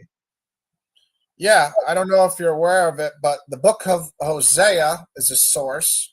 The book of Isaiah is a source. The book of Jeremiah is a source, and the book of Daniel is a source. And for a 5th one, let me think. Oh yeah, the book of Kings and the book of Chronicles. All right, so that I'm done with that. Okay, come on, move on. Your time running. So as my response to that, clearly he doesn't have a source, because my question is, can you list 5 sources outside of your opinion, of which you're giving me your opinion on what the Bible says? I said outside of your opinion that validates that the Assyrian, so apparently you also don't listen well. Second question, still on sources. Can you explain to me what a source is in an academic debate? Yeah, a source is an ancient writing, which the Bible is composed of 66 different ancient writings. That's why when the Dead Sea Scrolls were found, they were treated as academic sources. Rain, make it, rain, girl, make it. You again. Everybody's loving that Grubhub deal with Prime, huh? Should we just start carpooling? Amazon Prime member, you can get $0 delivery fees on Grubhub. Eligible orders only. Sources, and they kept serious caution to not destroy. No, I'm done. Okay, sure. Clearly he doesn't know what a source is. He begins by saying a source is an ancient writing. That's the source. No. That's why I said this is silly, and I missed the whole day party for it, but the people are learning. Next question, and I'm going to cut my time too, because I don't need that much time for this guy. I believe I'm on my third question. So Ryan, you said that on your channel you don't talk about Hebrew Israelites alone. Could you tell me the name of your channel? Ryan Apologetics 747. But look at my live videos. All right, so stop there. I'm satisfied with that.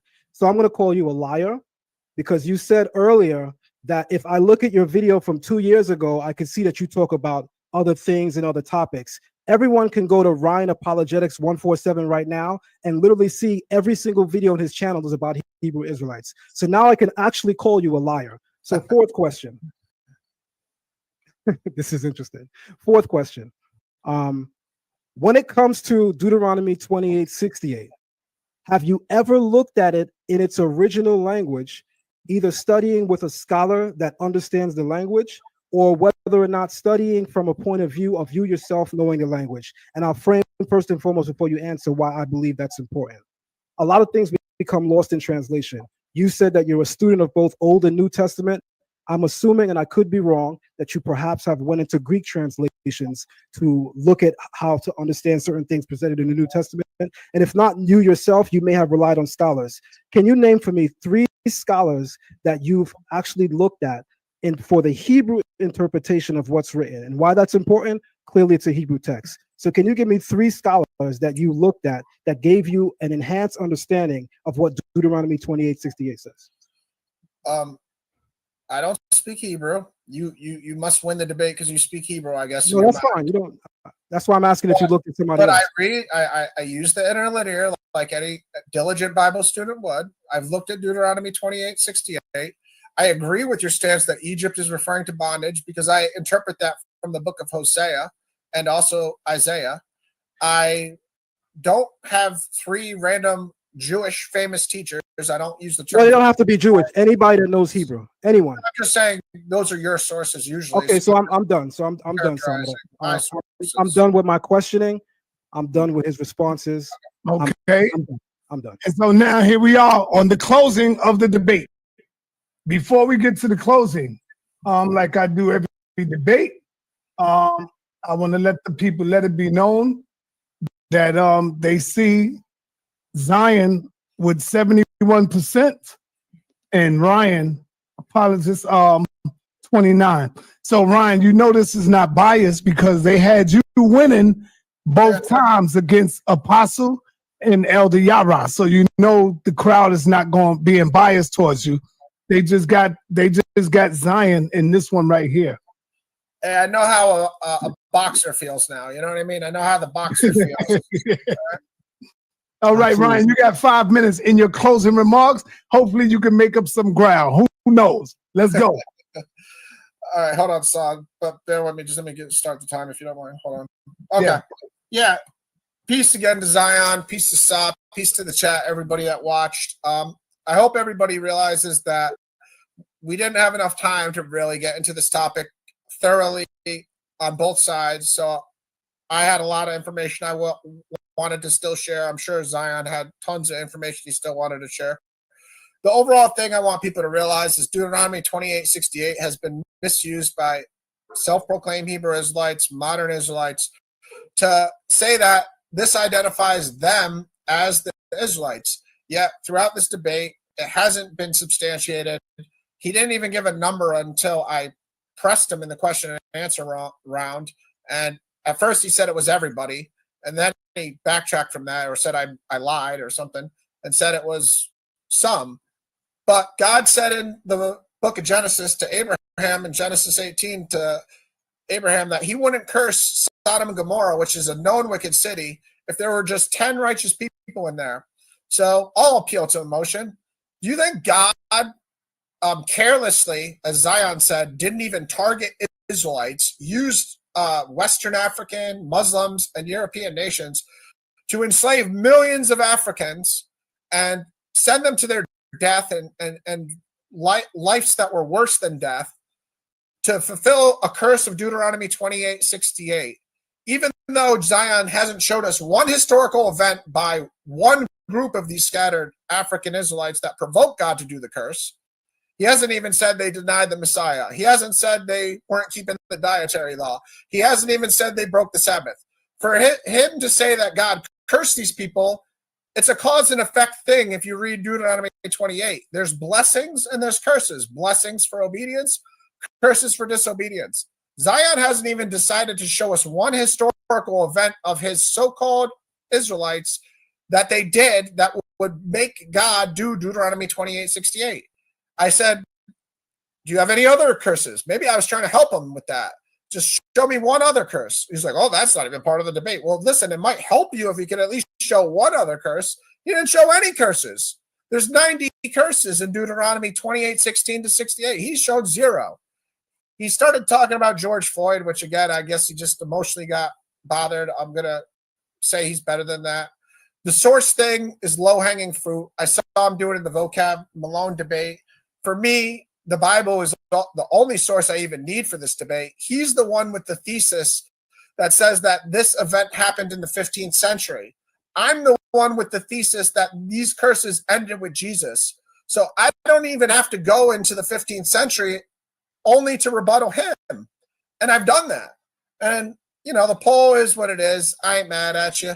Do what you got to do. You know, nothing I said here is trying to disqualify the fact that there may have been ethnic Israelites on slave trips. I believe that there were ethnic Israelites in the African populations that went on slave ships. That's not the fulfillment of Deuteronomy 28:68. That's not God cursing those people to go into slavery. You're bearing false witness against our mutual God, the God of Abraham, Isaac, and Jacob, when you're saying that God orchestrated one of the most horrific events of mankind's history. So I'm defending him. You're not. You're saying that God did do these things. God carelessly and ineffectively sent the European nations, according to your own verbatim quote, that I don't think these people were looking for Israelites. They were looking for slave labor.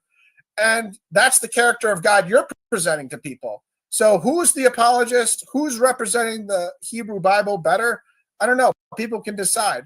Overall, I did this debate because I wanted people to stop misusing this verse to tell people that they're not Israelites or they are Israelites based upon this faulty methodology that we clearly see has no pragmatic timeline or just basic basic history behind it to support it. He hasn't even shown us how he identifies who Israelites are in these scattered nations. Again, I think it would be ignorant to say they don't exist, because after 70 AD, they went north, south, east, west. They didn't just go to Asia. They didn't just go to Europe. I think if he had started with Ethiopia, he might have showed us African Jews clearly, because they were Christians, and he could have showed them going into slavery. He might have had one argument here correlating what the title of the debate is. He hasn't done that. And, again, debates aren't personal, Zion. I hope after this I'd love to talk to you more about the Igbo, because I would love to have conversations and ask questions why they have some things that align with the Hebrew Bible and why they have so many things that seem not to. And that's why we need to talk numbers to know of the 35 million, what percentage we're talking about here. But God bless everybody. Thank you, Sonetta. You're a legend, personally and professionally here. Thank you. God bless. All right. Thank you, Brother Ryan. Appreciate you. Appreciate your professionalism as well. And Brother Zion, it's on you, brother. I want to go to my share screen for the closeout, Sonata. Yes, sir.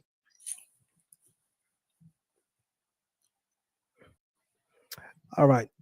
So thank you, Sonata, for allowing this debate to happen. I really do appreciate it. Also, thank you, Ryan. Ryan, when we spoke last week, I think it was either Tuesday or Wednesday, I told you that we're gonna go hard during the debate, but after it's nothing. I don't have a personal issue with you. I'm not doing any follow-up video to talk bad about you personally. It's just information. But as a light debate jest, I will certainly say I don't like the tone that you use when you continually refer to us as self-proclaimed Hebrew Israelites. To me, it comes across very disparaging. It comes across mildly disrespectful. This whole passive-aggressive thing that you seemingly do, I don't like it. And as a result, I wanted to make sure that I hit you with some serious headshots, of which the poll is very, very telling of you receiving that. The irony, as I stated earlier, with all that you said, you came in here with the intention of undoing Hebrew Israelite doctrine. Instead, you actually just showed that you're not credible to have this. Kayak. Why do people use kayak to compare hundreds of travel sites at once? I don't get it. This discussion with anyone until you go into more education yourself. You don't even understand what a source is. You said Zion has a problem quoting the Bible. No, I don't have a problem quoting the Bible. But even when you quote the Bible, and I mean this in a very genuine way, even when you quote the Bible, show a source outside of yourself that holds the same position. That's what a source is. You're not the source. If you don't understand that, not only are you not fit to debate me, you're not fit to debate, period. And that's all I have to say. And as I close, I say, in the words of my homie, Will Mills, you talking about them self-proclaimed Hebrew Israelites? Looks like them Israelites done packed you all the way up, son. I'm done.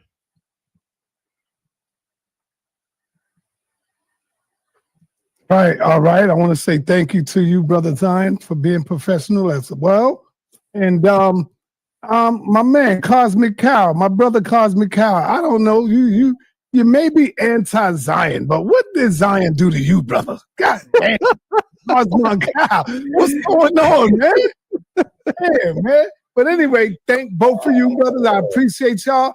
And if you got time, you can come on over to the after party. We got the after party. No, I gotta hit the day party, man. Yeah, that's cool. That's cool, Zion. I got you. So thank you, yeah, appreciate you. Thank you, Zion, for coming.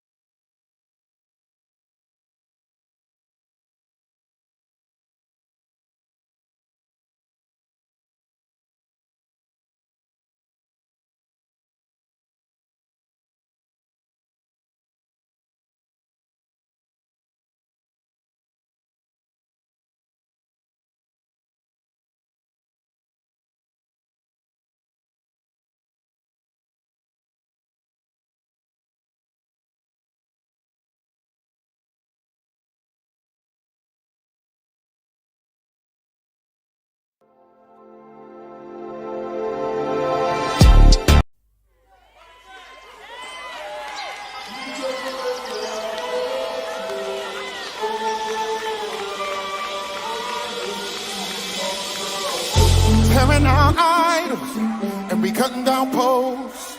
We calling back Israel to the hell we know. Throwing out crystals, we don't need these stones. And we ain't no God, that's a job for y'all. All praise to the Most High.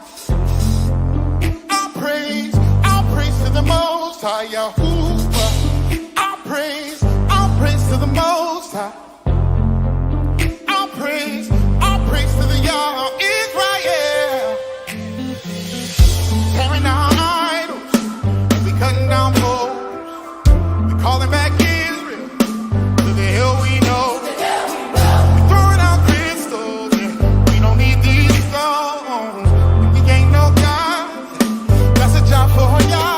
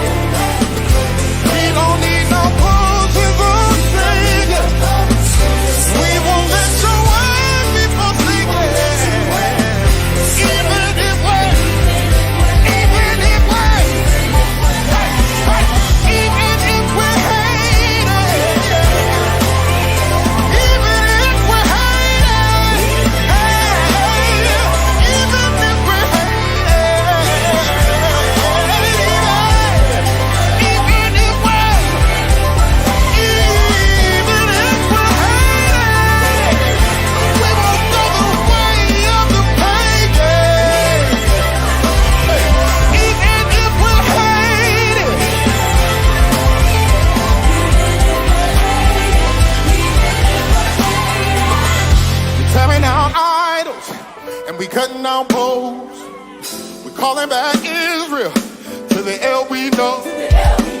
We throwing out crystals, we don't need these stones, and we ain't no God, that's a job for y'all.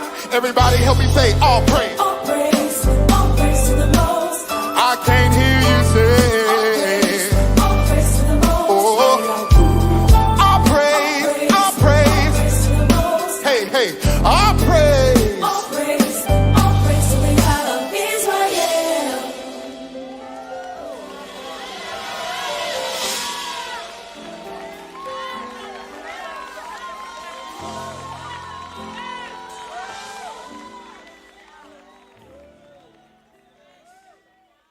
Did you know that a recent rabbinical court ruling could rewrite the history of millions of African Americans? The connection goes deeper than you might think. The Obadiah Alliance, a respected Sephardic rabbinical court, has officially recognized the Igbo Jews of Nigeria as descendants of the lost tribes of Israel. This groundbreaking declaration bridges a historical gap that scholars have debated for generations. The ruling draws from extensive historical evidence, DNA research, and preserved cultural practices that link the Igbo people to ancient Israel. The implications reach far beyond Nigeria's borders. During the Transatlantic slave trade, a significant number of enslaved people were taken from Igbo territories. Many African Americans and Afro-Caribbeans today can trace their ancestry directly to these Igbo regions.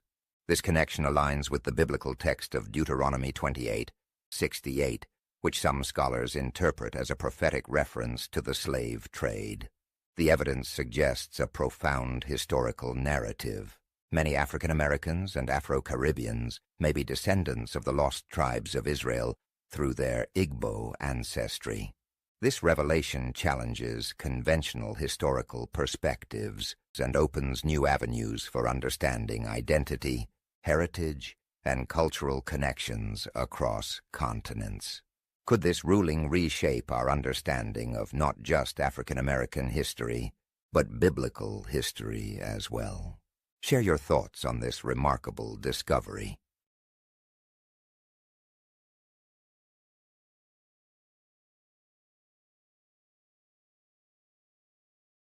In ancient Israel, when prophets were men and judges were warriors, one woman dared to challenge everything they thought they knew about power. Under a solitary palm tree, Deborah's wisdom drew crowds from every tribe, while tribal elders whispered their doubts in darkened tents. The battlefields of Canaan had fallen silent, but a storm was brewing. As the mighty Canaanite army threatened their lands, the skeptics who once mocked her prophecies now stood frozen in fear. Deborah's words cut through their uncertainty like lightning. Victory would come, but only if they followed her divine guidance. The army commander Barak faced an impossible choice: trust this woman judge or watch his people perish. With chariots of iron approaching and the fate of Israel hanging by a thread, Deborah's prophecy unfolded exactly as she had foreseen. The rivers of Kishon swept away the enemy, and those who doubted her leadership watched in awe as history was written by a woman's courage.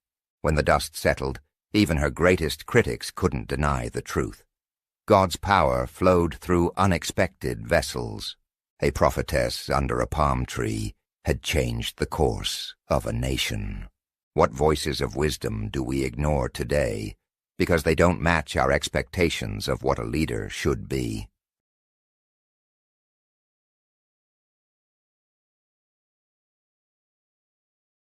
Want to take your understanding and perception of the Hebrew Bible to new and exciting heights and depths? Then join us today at Learn Torah Hebrew Academy. We offer a full range of masterly taught and thought-provoking classes and courses in Biblical Hebrew for beginners and advanced students, Torah classes, with specific emphasis on the weekly Torah portion. We also offer Kabbalah classes for beginners and advanced students, affording everyone a deeper and more esoteric understanding of the Bible and Torah. Lastly, we also offer courses in rabbinical and Levitical ministry training, especially designed for those looking to embark upon leadership opportunities in the community. We provide certificates and diplomas for several of our classes. Our online academy meets a couple days a week, and all of our classes are video recorded and for your playback needs. Each class recording comes with a fully digitized AI transcript, documenting everything learned and discussed in each session.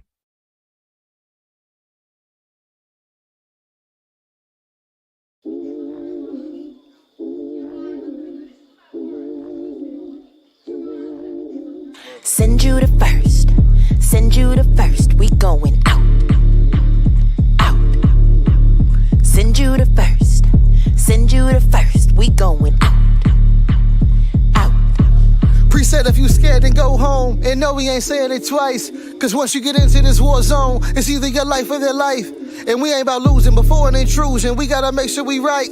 So we send praise and seek his face. Then we load up at his on site. What you thought it was, it's not. Don't wanna see us on your block. Yelling hallelujah, trying to tell y'all that victory is your shot. We serve y'all Zah by O, and in this army of hosts, yeah, Yahoo the lead. True indeed, in his name we boast. Go. Send you the first, send you the first, we going out, out. Send you the first, send you the first, we going out.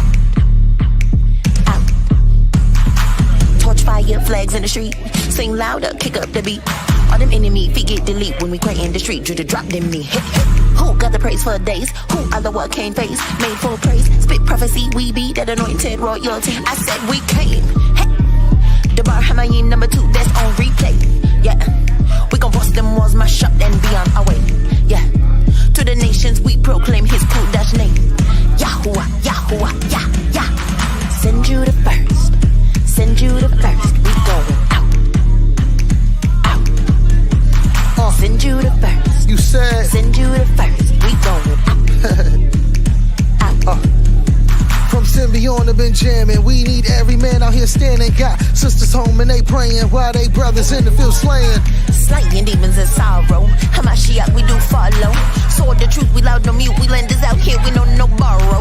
Jacob's seed is undefeated when y'all's greeted with praise and leads us through a war without a grievance. Till the win is completed, then we return with our pieces. Peace banger, peace be still with the Rangers. Mighty Morphin, we hang them up the drop deck and hang on, hang on. Let's go. Send you the first. Send you the first. We going. Send you the first. Send you the first. We going. Send you the first. Send you the first. We going out. Out.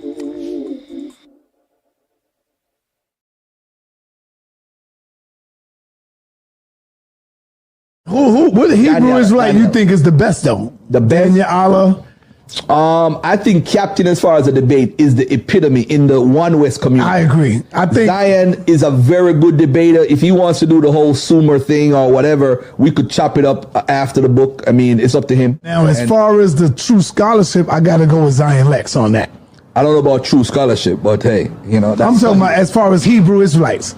I'm going with Zion with the scholarship. I would go with Divine. If I was to say Hebrew against Hebrew, I would have to go with Zion Lexx. Well, I'll go with Divine. I think Divine is more thorough. As far as a debater, Zion is the best. Zion and Captain is the best, no doubt. Okay. No doubt in my mind. That boy Zion, oh man, he gonna chop this video up, by the way, too. He gonna chop it up, put it on his timeline. You see what Garfield said? When it comes to that debating from the Hebrews, ain't nobody better than Zion and Captain. I'm just gonna say that. Shalom and welcome to Zion Lexx TV. Be sure to like the video, subscribe, and share the live stream. Become a member of Zion Lexx TV and unlock several hidden features and hidden videos. Also, you can donate to Zion Lexx TV at Cash App $Zion Lexx or via PayPal at zionlex@gmail.com. We also have an online academy entitled Learn Torah Hebrew Academy. Visit us on patreon.com/learntorah. Our Gold tier membership gives you unlimited access to our special event lectures and our special live movie nights. Our Platinum tier gives you unlimited access to our Torah class, Kabbalah class, Patriarchs and Matriarchs of the Covenant classes, as well as understanding the New Testament via the Oral Tradition class. Our Diamond tier gives you unlimited access to all of the previous tiers, as well as our most sought-after class, our Biblical Hebrew course. And finally, our highest tier, our Sapphire tier, gives you unlimited access to all previous tiers, as well as our highly esteemed rabbinical course. Be sure to sign up today and check your tier membership so as to ensure you're getting access to the classes you desire. Thank you for visiting us here at Zion Lexx TV, and now back to our current live stream. My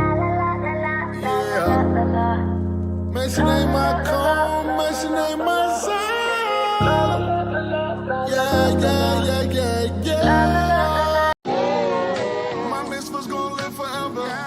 Shout out little mama, cause she made me better. It's the show.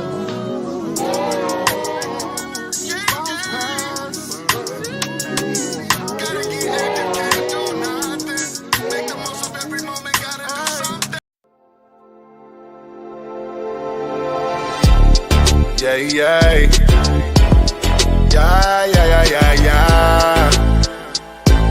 Shout out to the Aces Hiles.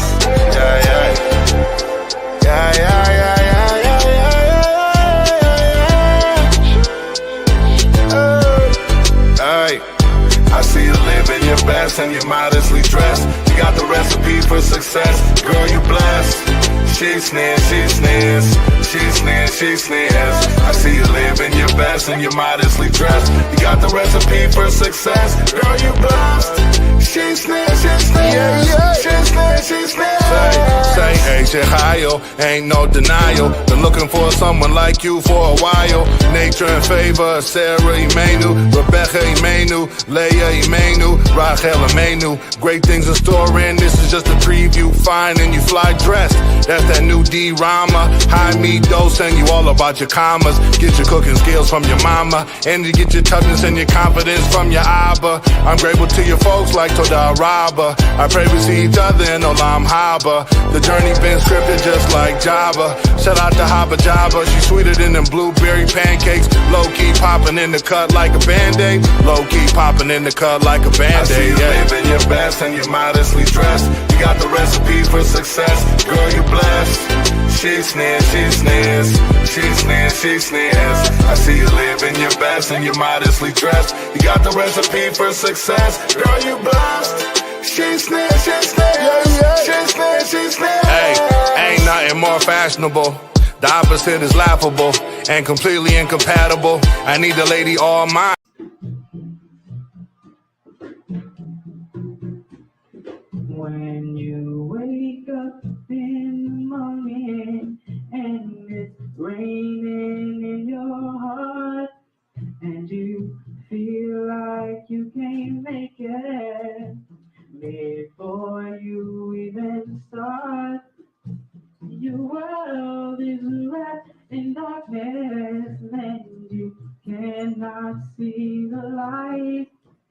And all your situations don't seem to work out right. Open up your vision. Open up the law, and remember that's who you are. You're an Israelite. And you'll always be here. Remember the covenant that's passed down from year to year. Oh, oh, oh, oh, oh, oh,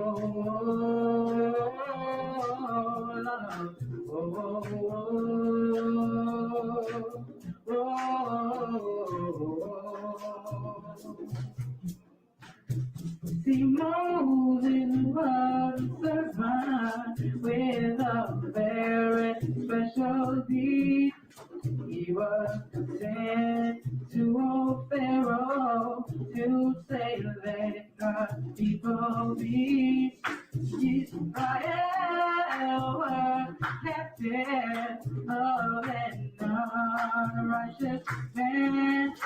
And though Pharaoh would not hearken to the words of the Most High plan, open up your vision, open up the law, and remember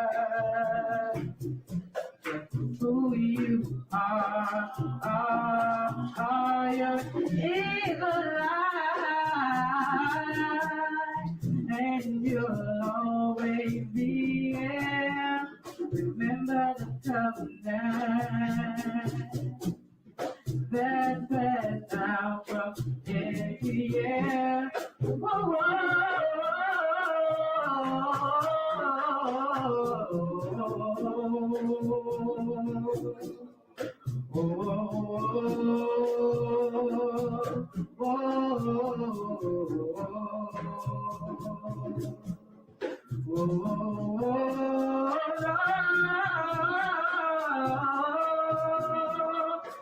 oh, my Lord.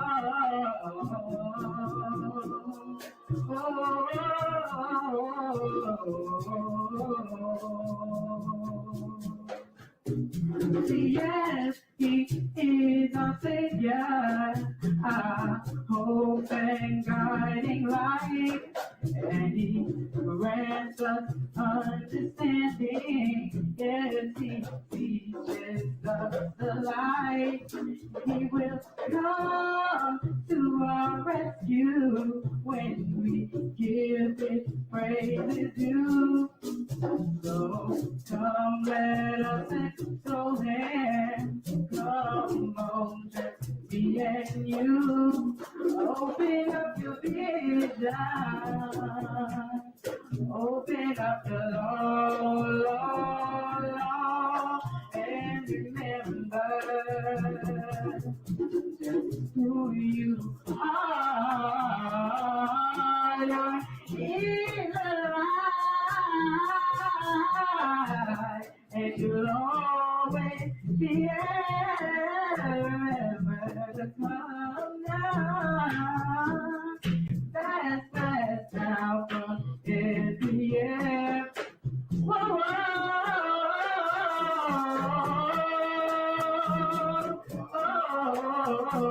my love.